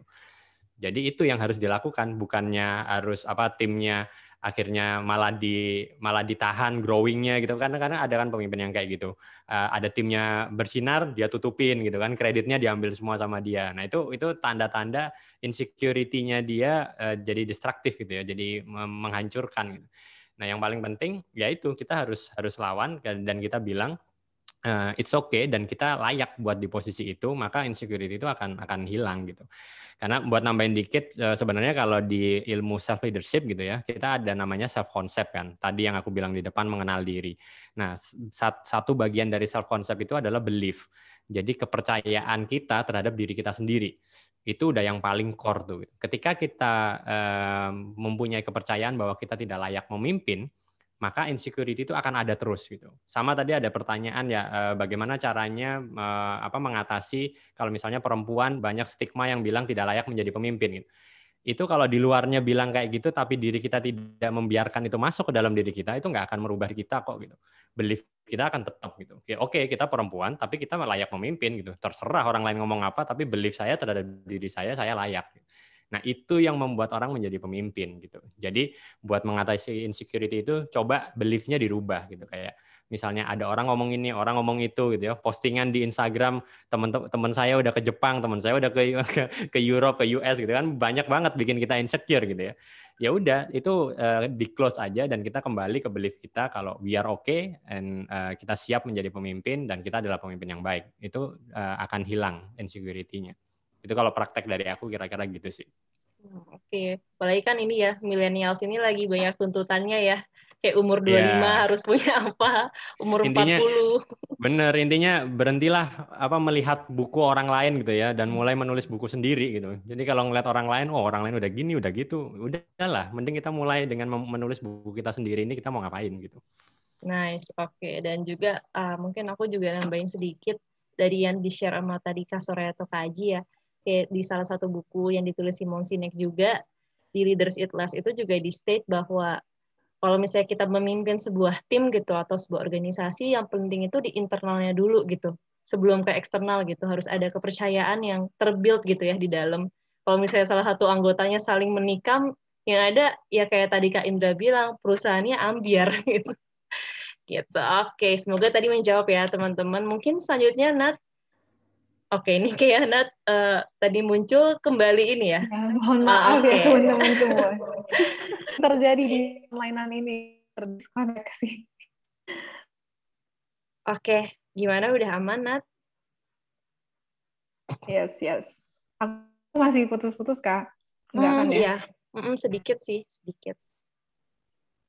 Oke, selanjutnya mungkin kita akan mempersilakan peserta yang mau menanya langsung ke speaker-speaker, boleh langsung raise hand aja kalau misalnya ada yang mau bertanya langsung. Silakan buat yang mau bertanya langsung, bisa langsung raise hand, nanti dibantu unmute sama panitia. Nah, ini udah ada satu, Nat. Ada Kak Lik atau Iik ya? Nur Hikmah. Ya, silakan Kak. Baik Kak, terima kasih atas waktunya. Sebelumnya saya mohon maaf karena memang tadi tidak sempat dari awal karena ada beberapa pekerjaan barusan. Tapi izin bertanya Kak, mungkin kepada boleh semuanya atau bagaimana? Jadi saya berencana untuk mendirikan sebuah komunitas bersama 2 orang teman. Komunitas ini memang berangkat dari keresahan sosial, kemudian juga intinya dari keresahan terhadap perempuan, sosial dan juga pendidikan gitu. Nah, memang ini belum terlalu matang, tapi konsepnya sudah ada gitu. Mungkin ada tidak sih kiat-kiat untuk mendirikan komunitas dengan sampai akhirnya setidaknya sampai matang, kemudian juga pembentukannya atau tips-tipsnya bagaimana sih untuk mendirikan komunitas tersebut gitu. Mungkin hanya itu saja, Kak. Terima kasih. Oke, terima kasih Kak. Silakan. Ada yang mau menjawab dulu? Sekali ya, karena pertanyaan tentang komunitas, yang paling penting kalau komunitas itu why-nya dulu sih. Jadi kita harus jelas ini bikin komunitas itu untuk apa gitu ya. Dan paling penting juga ini aku sama Soraya juga lagi bikin buku Pak Heru Prasetyo ya. Jadi tadi Soraya sempat bilang beliau tuh selalu bilang ketika kita memimpin atau mengambil keputusan atau memulai sesuatu, pikirkanlah sustainability-nya. Jadi jangan hanya istilahnya apa ya? Jangan hanya spark-nya itu sesaat gitu. Jadi jangan percikan gitu, memercik sekali habis itu mati gitu ya. Jadi yang difikirkan kalau komunitas itu jangka panjangnya nih gitu. Karena banyak banget teman-teman aku juga yang kayak pengen jadi co-founder, pengen jadi inisiator gitu ya. Di LinkedIn tuh panjang banget itu inisiator ini, tapi inisiator doang gitu, nggak jalan. Inisiat habis itu bubar gitu. Nah ini jangan sampai gitu ya. Jadi yang paling penting itu adalah keberlanjutannya, tadi ke sustainability-nya. Jadi penting bikin komunitas dan itu bagus gitu ya. Tapi please pikirkan bagaimana komunitas ini bisa bertahan. Bagaimana nanti misinya apa, masalah apa yang mau diselesaikan, bikin theory of change-nya, misalnya dokumennya gitu ya, sebenarnya permasalahan apa yang mau kita selesaikan. Itu semua harus jelas gitu. Karena kalau enggak, setahun 2 tahun bubar gitu. Dan itu banyak banget di Indonesia. Kan sayang energinya gitu kan, sayang duitnya juga gitu. Iya. Ya, saya Kak karena aku langsung tambahin ya. Sepakat banget sama Mas Aji. Sebenarnya Mas Aji ini mentor saya ketika kita membentuk Negarawan ID gitu ya. Jadi mentor enggak lah. teman ngobrol. Baik. Jadi gini Kak Iik tadi ya. Jadi ini keren banget kalau mau bikin komunitas. Betul, kembali ke why. Kemudian yang kedua saya selalu bilang value proposition itu apa. Karena ketika kita berjalan nih sekarang, saya sudah mulai merasakan bahwa di komunitas ini banyak yang maksudnya di anggotanya ya, banyak yang motivasinya berkurang. Nah, dari motivasi itu kita sebenarnya bisa ngingetin lagi, ayo yuk balik kita ke why-nya. Why-nya kenapa ada komunitas ini? Karena kita pengen Indonesia itu punya perempuan-perempuan yang empowering gitu kan misalkan. Nah, kita jadi balik lagi ke sana. Semangatnya kita ingatkan lagi kayak gitu. Ketika why-nya itu nggak kuat, udah pasti yang tadi sustainability itu tidak akan terbentuk di komunitas tadi. Gitu ya. Nah, kemudian value propositions itu apa yang kita ingin tawarkan. Jadi ketika kita punya sebuah acara terus kemudian nanti komunitasnya punya acara kemudian itu sangat bermanfaat sama orang, secara tidak langsung sebenarnya kita juga yang jadi anggotanya merasa senang karena ternyata ini kita bergabung di sini adalah kebermanfaatannya lebih banyak untuk orang lain. Gitu. Jadi ketika value propositions itu diperoleh pasti bisa jadi sustainable ke depannya. Mungkin itu tambahan aku, Kak Gia, karena Oke, thank you banget untuk jawabannya Kak Aji dan Kak Soraya. Semoga menjawab ya tadi untuk Kak Nur Hikmah. Oke, selanjutnya kita kasih kesempatan untuk Kak Kevin Julio mungkin untuk menyampaikan pertanyaannya.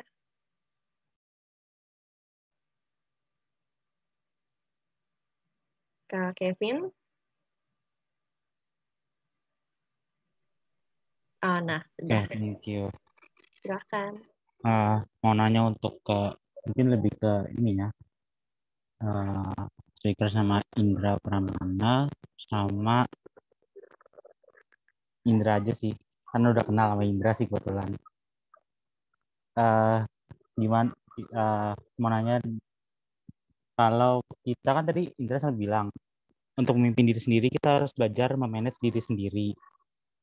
Nah, tapi untuk di kerjaan kita itu ada satu tuntutan yang kita harus belajar mimpin atau ngelihat orang lain yang baru kita kenal. Sementara diri kita sendiri ini belum bisa manage atau mimpin diri kita sendiri. Itu kita sebagai pemimpin ataupun yang baru belajar untuk melihat orang lain, kita harus gimana? Apakah kita harus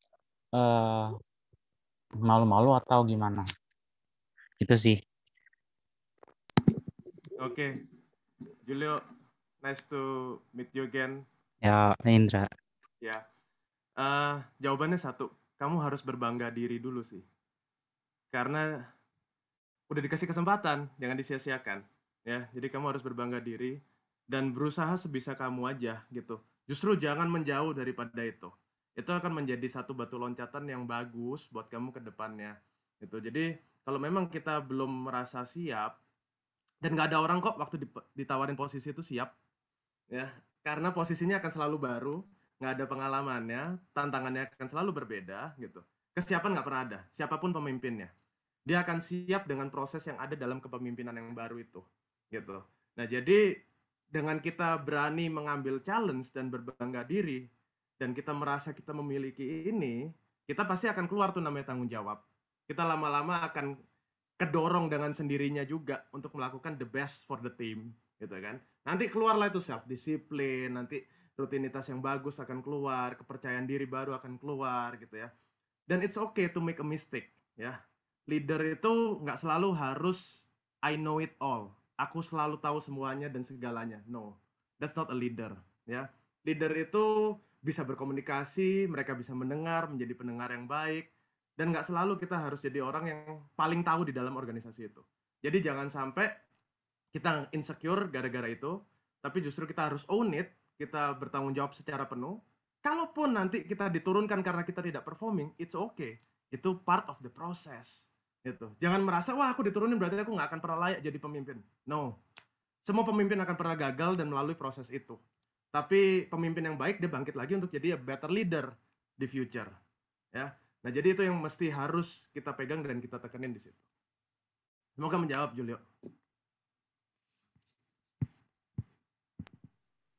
Oke, thank you Kak Indra, semoga menjawab ya Kak Kevin. Oke, selanjutnya mungkin kita kasih kesempatan Nat ke siapa? Untuk Kak Kurniawan. Silakan, Kak.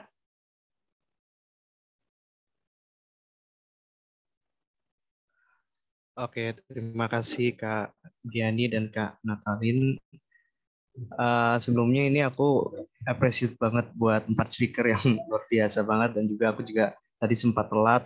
Ada Kak Soraya, Kak Irin, dan Kak Indra, dan Mas Aji juga. Kita ketemu lagi nih Mas. Ini aku langsung saja ya Kak, mau nanya ya. Sebenarnya udah ngetik juga tadi di kolom chat. Ini dikasih kesempatan untuk ngomong juga, alhamdulillah.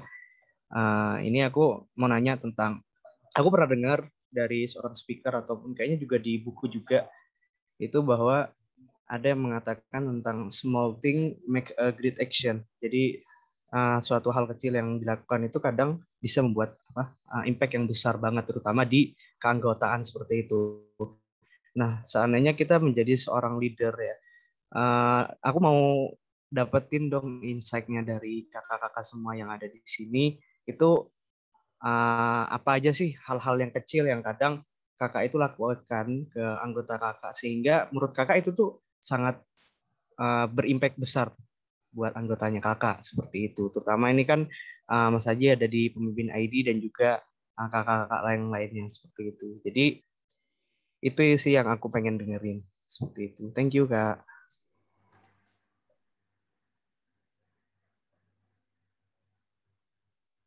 Ya. Kak Gia sama Kanat.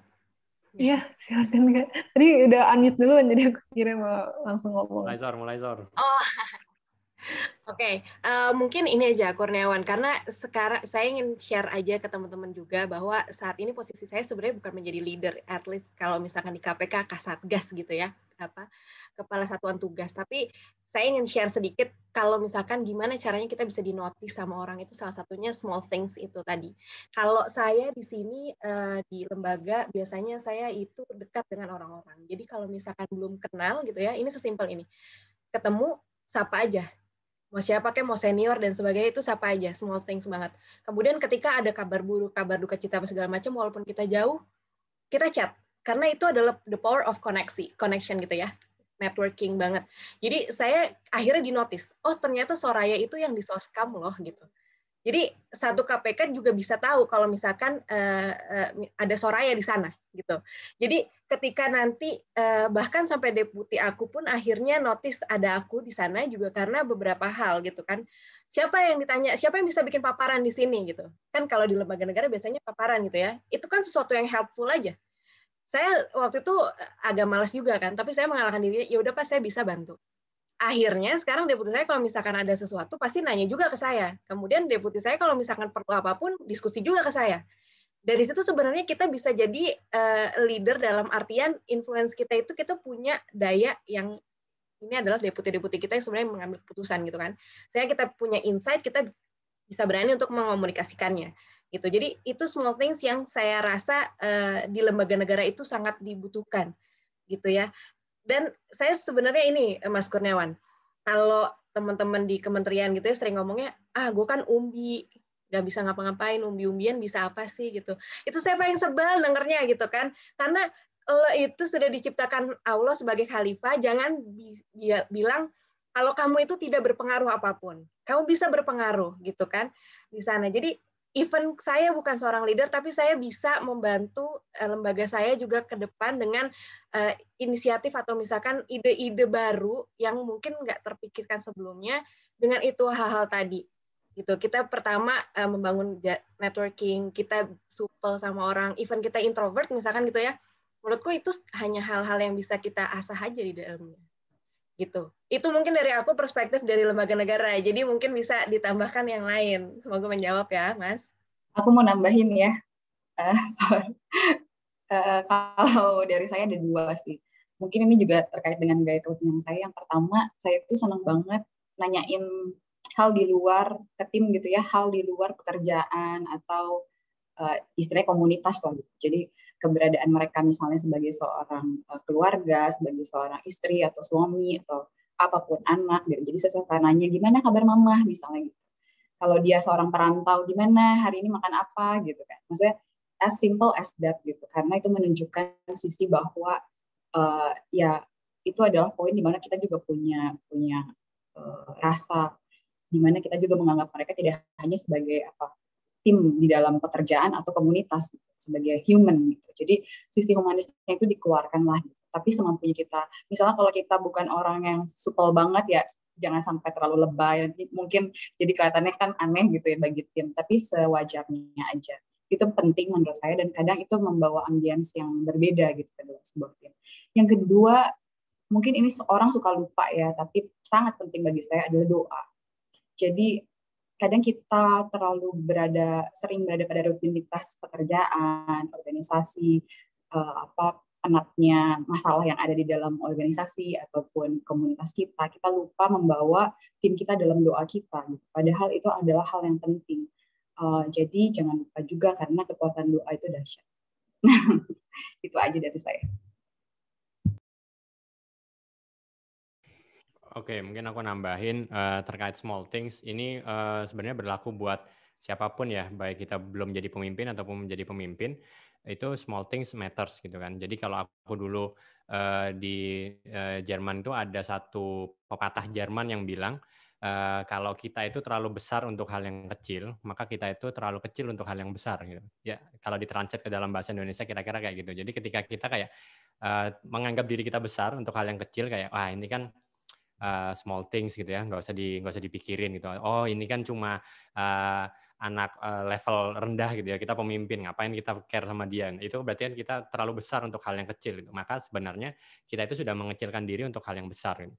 Jadi ini pun kalau kita masih jadi tim gitu ya, misalnya ini sering banget nih, aku anak-anak yang baru masuk gitu ya, kalau dikasih pekerjaan operasional itu sering protes. Masa tugasnya cuma suruh bagian bikin bikin webinar gitu kan, tugasnya bagian ngontak-ngontakin orang gitu.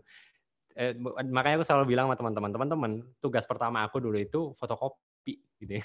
Jadi walaupun aku dulu masuk ke multinational company, di awal itu tugasku benar-benar literally fotokopi sama bikin MOM gitu. Jadi itu tugasnya emang remeh banget gitu. Tapi justru pekerjaan remeh yang kita kerjakan dan bos kita seneng, itu yang membuat kita menjadi besar. Itu tadi yang dibilang Soraya gitu. Kadang-kadang itu yang kita itu nggak nggak peduliin gitu. Apalagi anak-anak Gen Z kan terkenal instannya gitu ya, kayak pengennya langsung strategik gitu. Bentar dulu, buat kita ke level strategik itu kita harus ngelakuin hal operasional dulu yang kadang dilihat orang tuh remeh gitu ya. Tapi itu penting banget gitu. Jadi ketika kita masih menjadi early profesional, tugas kita itu satu, membuat leader kita bahagia gitu. Membuat leader kita itu perform. Itu tugasnya gitu. Nah, itu tugasnya ketika kita mampu kayak gitu, maka kita ketika jadi leader kita akan layak gitu.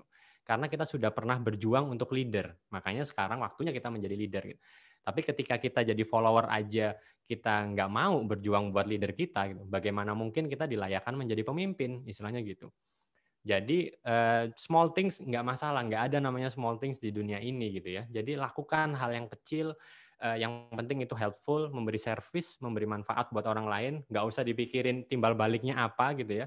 Walaupun gratis nggak dinotis, itu lakuin aja gitu. Kita mungkin nggak dinotis di dunia, tapi kita dinotis sama yang di akhirat kok. Intinya gitu ya. Jadi paling nggak kita pasti akan ada kebaikan yang kita dapat.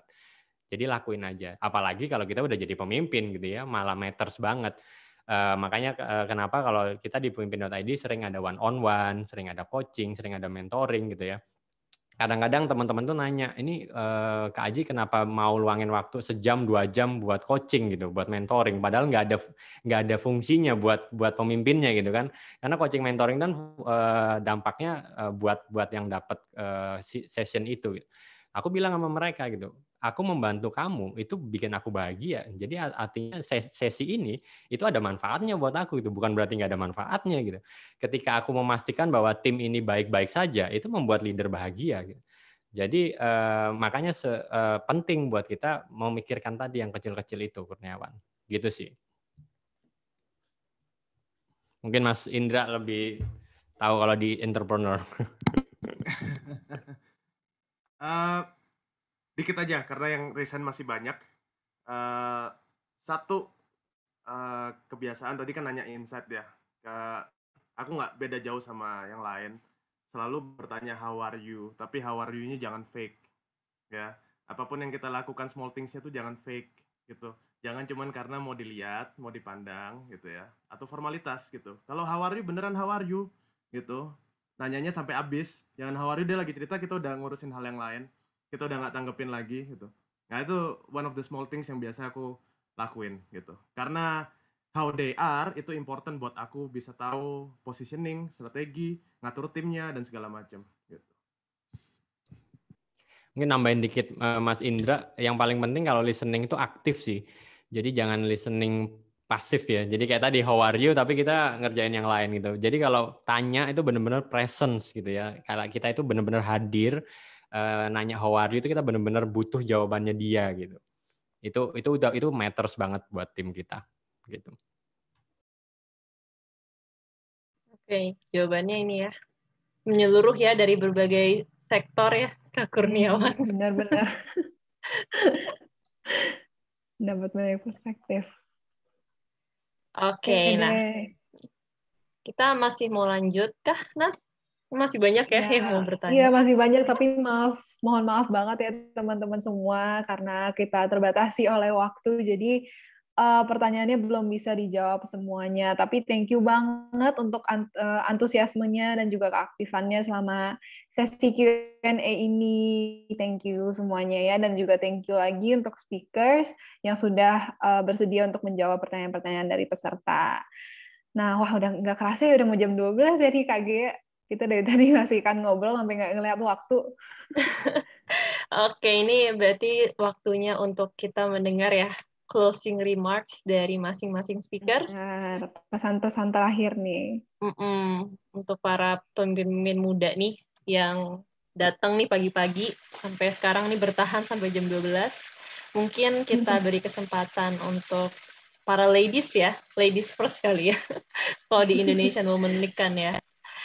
Oke, mungkin iya, boleh silakan. Nih Kak Soraya udah unmute nih.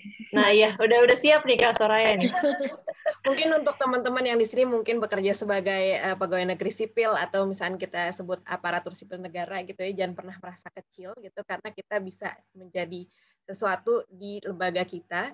Dan untuk perempuan-perempuan yang mungkin mendengarkan juga sudah saatnya perempuan kita jadi mengambil posisi pemimpin dengan dua hal gitu. Yang pertama, integritas sebagai prinsip dan nilai hidup kita. Yang kedua, kompetensi yang harus selalu kita tingkatkan.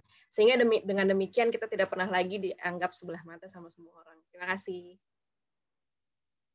Oke, thank you. Mungkin selanjutnya Kak Airin. Ya, sebelumnya aku terima kasih dulu buat semua yang masih bertahan nonton ini, karena hey, kalian adalah pemimpin. Kalian itu sebenarnya sudah menjadi pemimpin karena sudah bertahan mengikuti sesi ini, dan saya yakin kalau sebelumnya mungkin masih ada keraguan untuk bisa mengambil kesempatan atau kurang percaya diri untuk yakin bahwa bisa menjalankan posisi sebagai pemimpin, jangan khawatir gitu, karena sejujurnya balik lagi bahwa menjadi seorang pemimpin adalah perjalanan seumur hidup. Yang penting adalah ketika kalian sudah tergugah dari hati kalian untuk bisa mau mengambil kesempatan atau posisi tersebut, ambillah, kalau menurut saya gitu. Dan lihatlah apa yang terjadi, karena hal besar yang akan terjadi selanjutnya. Itu yang kedua. Berikutnya adalah poin tentang tetap mengasah keterampilan diri menjadi seorang pemimpin. Banyak banget, apalagi di zaman sekarang ya, saya aja ngerasa bahwa dulu, ya usia sih nggak jauh beda dengan kalian ya, tapi maksudnya di masa-masa saya sebelumnya, kayaknya kesempatan punya akses seperti ini tuh jarang banget. Jadi manfaatkanlah, baik itu lewat URL, lewat pemimpin.id, belajarlah kepada banyak mentor juga, supaya kalian punya perspektif yang kaya terhadap apa itu menjadi seorang pemimpin gitu sih. Dan lakukanlah mulai dari sekarang.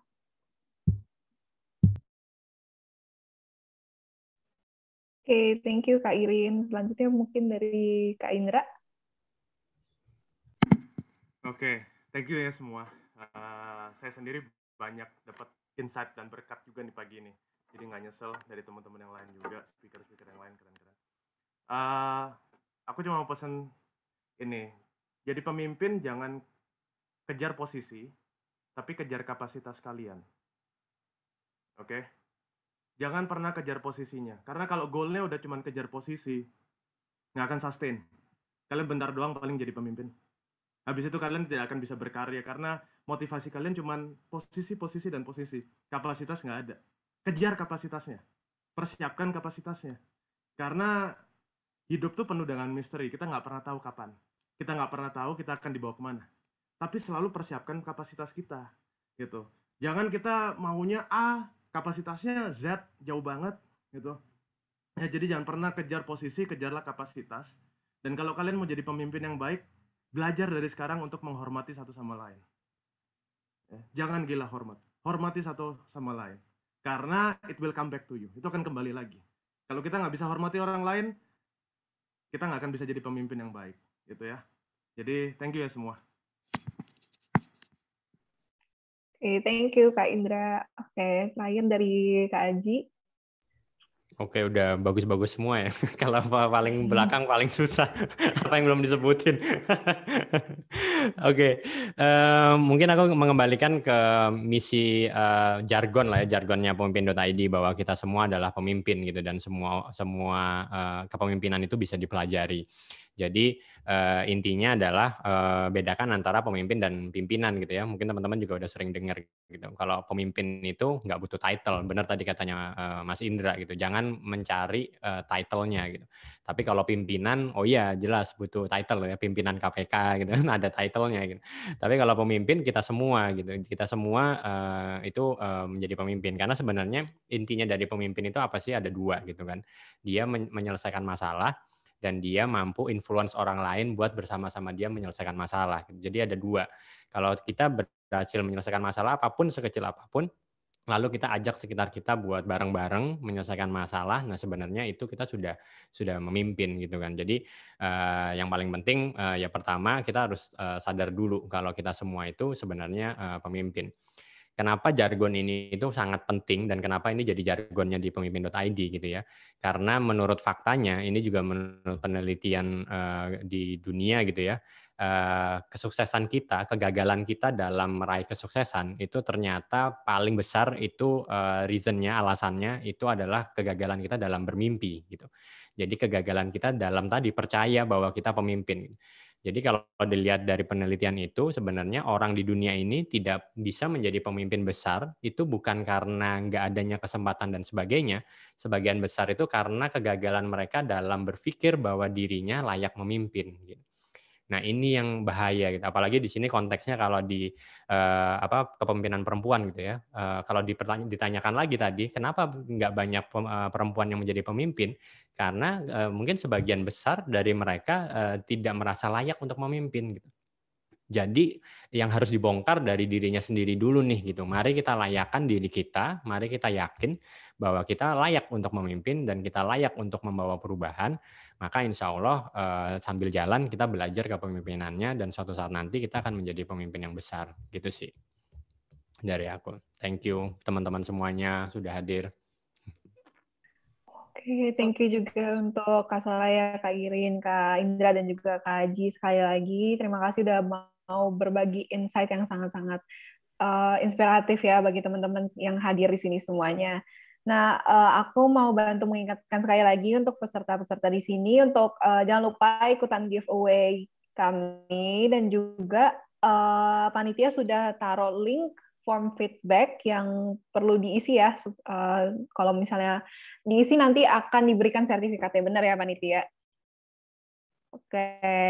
Nah, Kak Gia, setelah ini kita ada apa nih? Setelah ini kita mau ada iklan. Mau ada promosi. Promosi ya.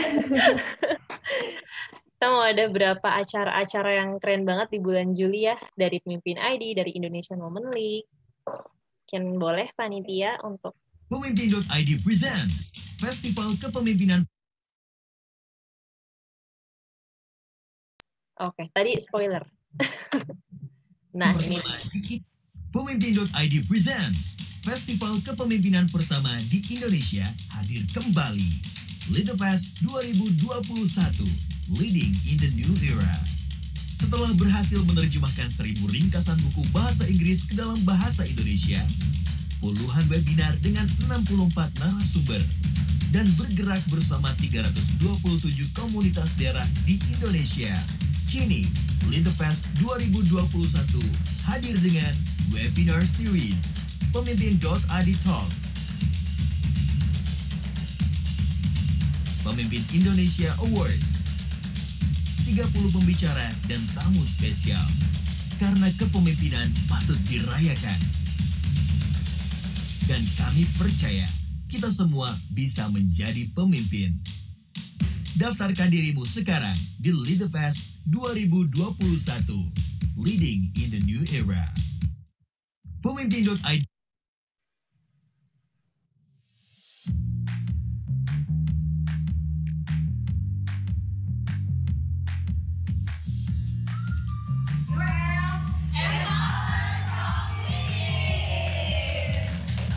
Satu kata tentang URL buat kamu. Sharing, empower, home.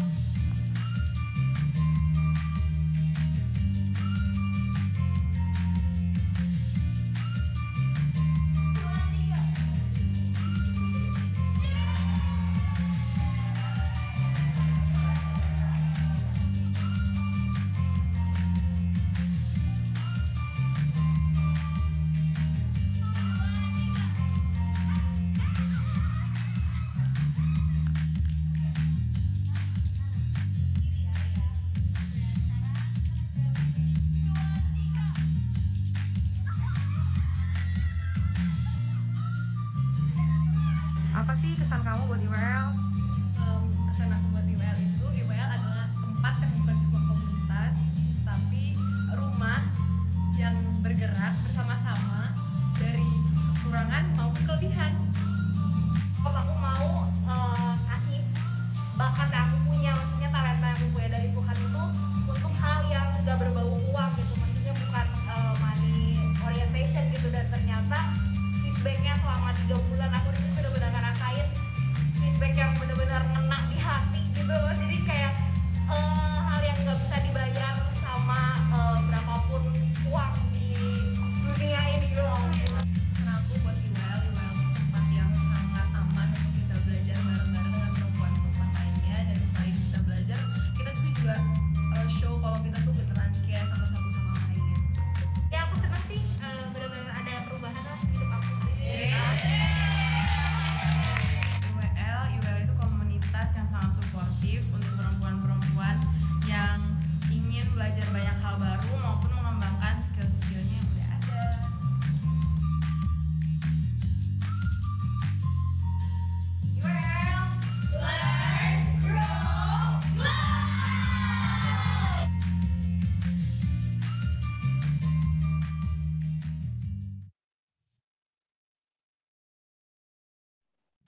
Iya, asik-asik ya komunitas kita ini. Oke, nah, mungkin aku mau menambahkan ini kita dari Indonesian Women League ada satu program yang kita sedang jalankan yaitu Ladies Mentoring. Nah, apa sih Ladies Mentoring ini? Jadi Ladies Mentoring adalah sebuah program di mana teman-teman nanti semua bisa mendaftar dan mengadakan sesi mentoring bersama dengan mentor-mentor yang pastinya sudah sangat berpengalaman di bidang mereka masing-masing. Nah, industri yang dibuka saat ini adalah ada career planning, ada entrepreneurship, ada FMCG, consulting, digital agency, government, dan juga study abroad. Nah, jadi mentor-mentor kita ini udah pastinya yang top banget deh. Jadi kita bisa bebas menanyakan apapun yang berhubungan dengan industri mereka masing-masing. Kapan lagi kan bisa mentoring langsung one-on-one, tadi kayaknya di chat tuh juga banyak deh yang bilang kayak pengen deh punya mentor. Nah, boleh banget nih daftar di Ladies Mentoring Indonesian Women League. Nah, dan spesial untuk peserta yang hadir hari ini, kita akan ada kode promo. Jadi bagi teman-teman yang daftar hari ini dengan kode promo IWLX Pemimpin ID, bisa dapat potongan harga dari 100.000 per sesi jadi 85.000 per sesi. Jadi cus dipakai kode promonya karena hanya berlaku untuk yang daftar hari ini. Jadi boleh kalau misalnya ada yang mau bertanya-tanya lebih lanjut tentang Ladies Mentoring ini juga boleh langsung DM ke Instagram Indonesian Women League ya. Nah, ini juga ada di barcode-nya. Kalau misalnya ada yang mau daftar langsung sekarang juga silahkan banget ya teman-teman. Oke deh. Oke, Kak Gia mungkin setelah ini. Oke, mungkin kalau aku singkat aja, tadi kan ada dari Lead the Fest ya, karena di aku lagi azan sekarang.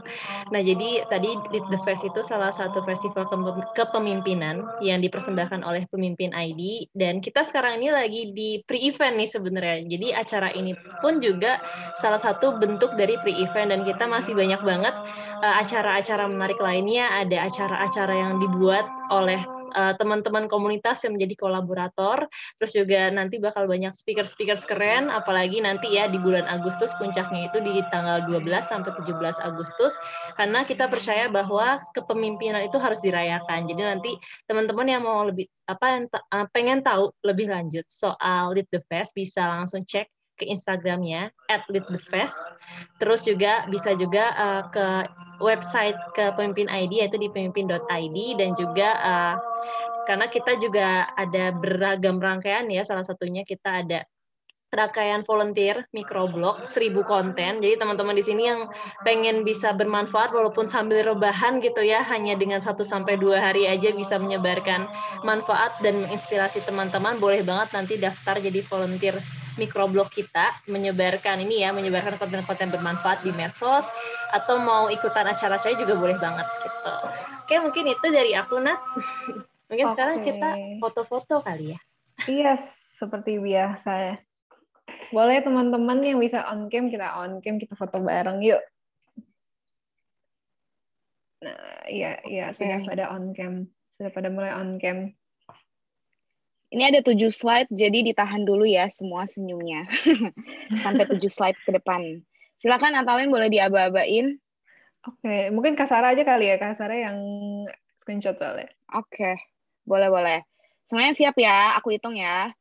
3, 2, 1. Oke. Slide kedua. Senyum ya. 1, 2, 3.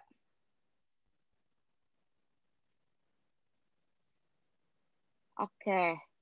Sekarang slide ketiga. 1, 2, 3. Oke. Yang keempat. 1, 2, 3. Kelima, sabar ya guys. 2 lagi. 1, 2, 3. Yang keenam. 1, 2, 3. Dan yang terakhir, 1, 2, 3. Thank you semuanya. Oke, thank you Kak Sarah. Oke, teman-teman semua, terima kasih sekali lagi sudah hadir pada sesi kita hari ini. Terima kasih sekali lagi kepada speakers, Kak Soraya, Kak Irin, Kak Aji, dan juga Kak Indra. Semoga semuanya yang Anda hadir dari ini bisa mendapatkan pelajaran yang baik ya, yang bisa diterapkan untuk proses menjadi leader yang baik ke depannya.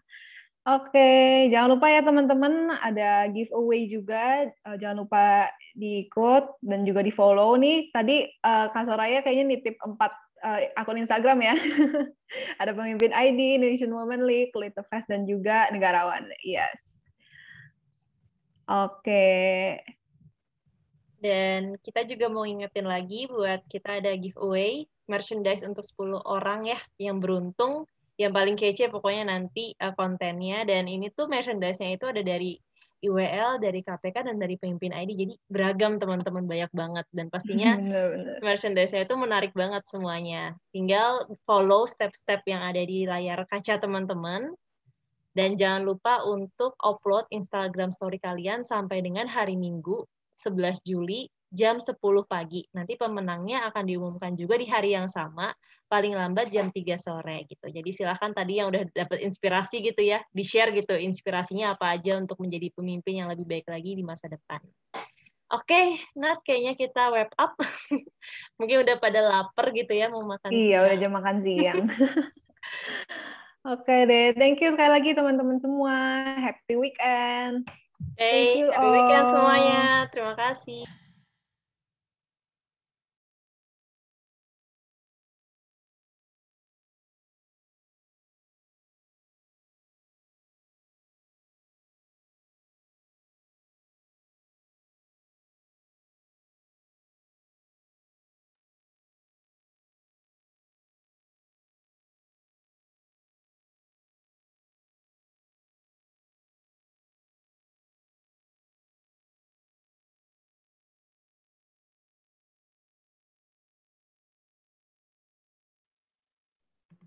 Halo. Kayaknya udah aman deh. Udah semuanya udah kita sih.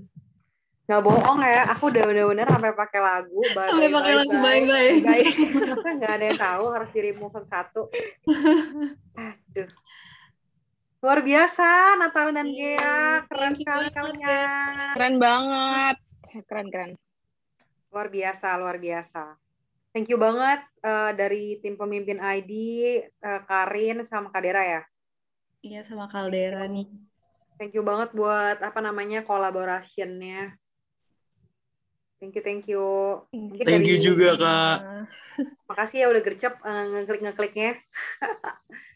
Aman semuanya. Gimana kalau dari Natalin sama Gea perasaannya? Tadi panik ya, disconnect ternyata. Kenapa ini si Natalin tiba-tiba?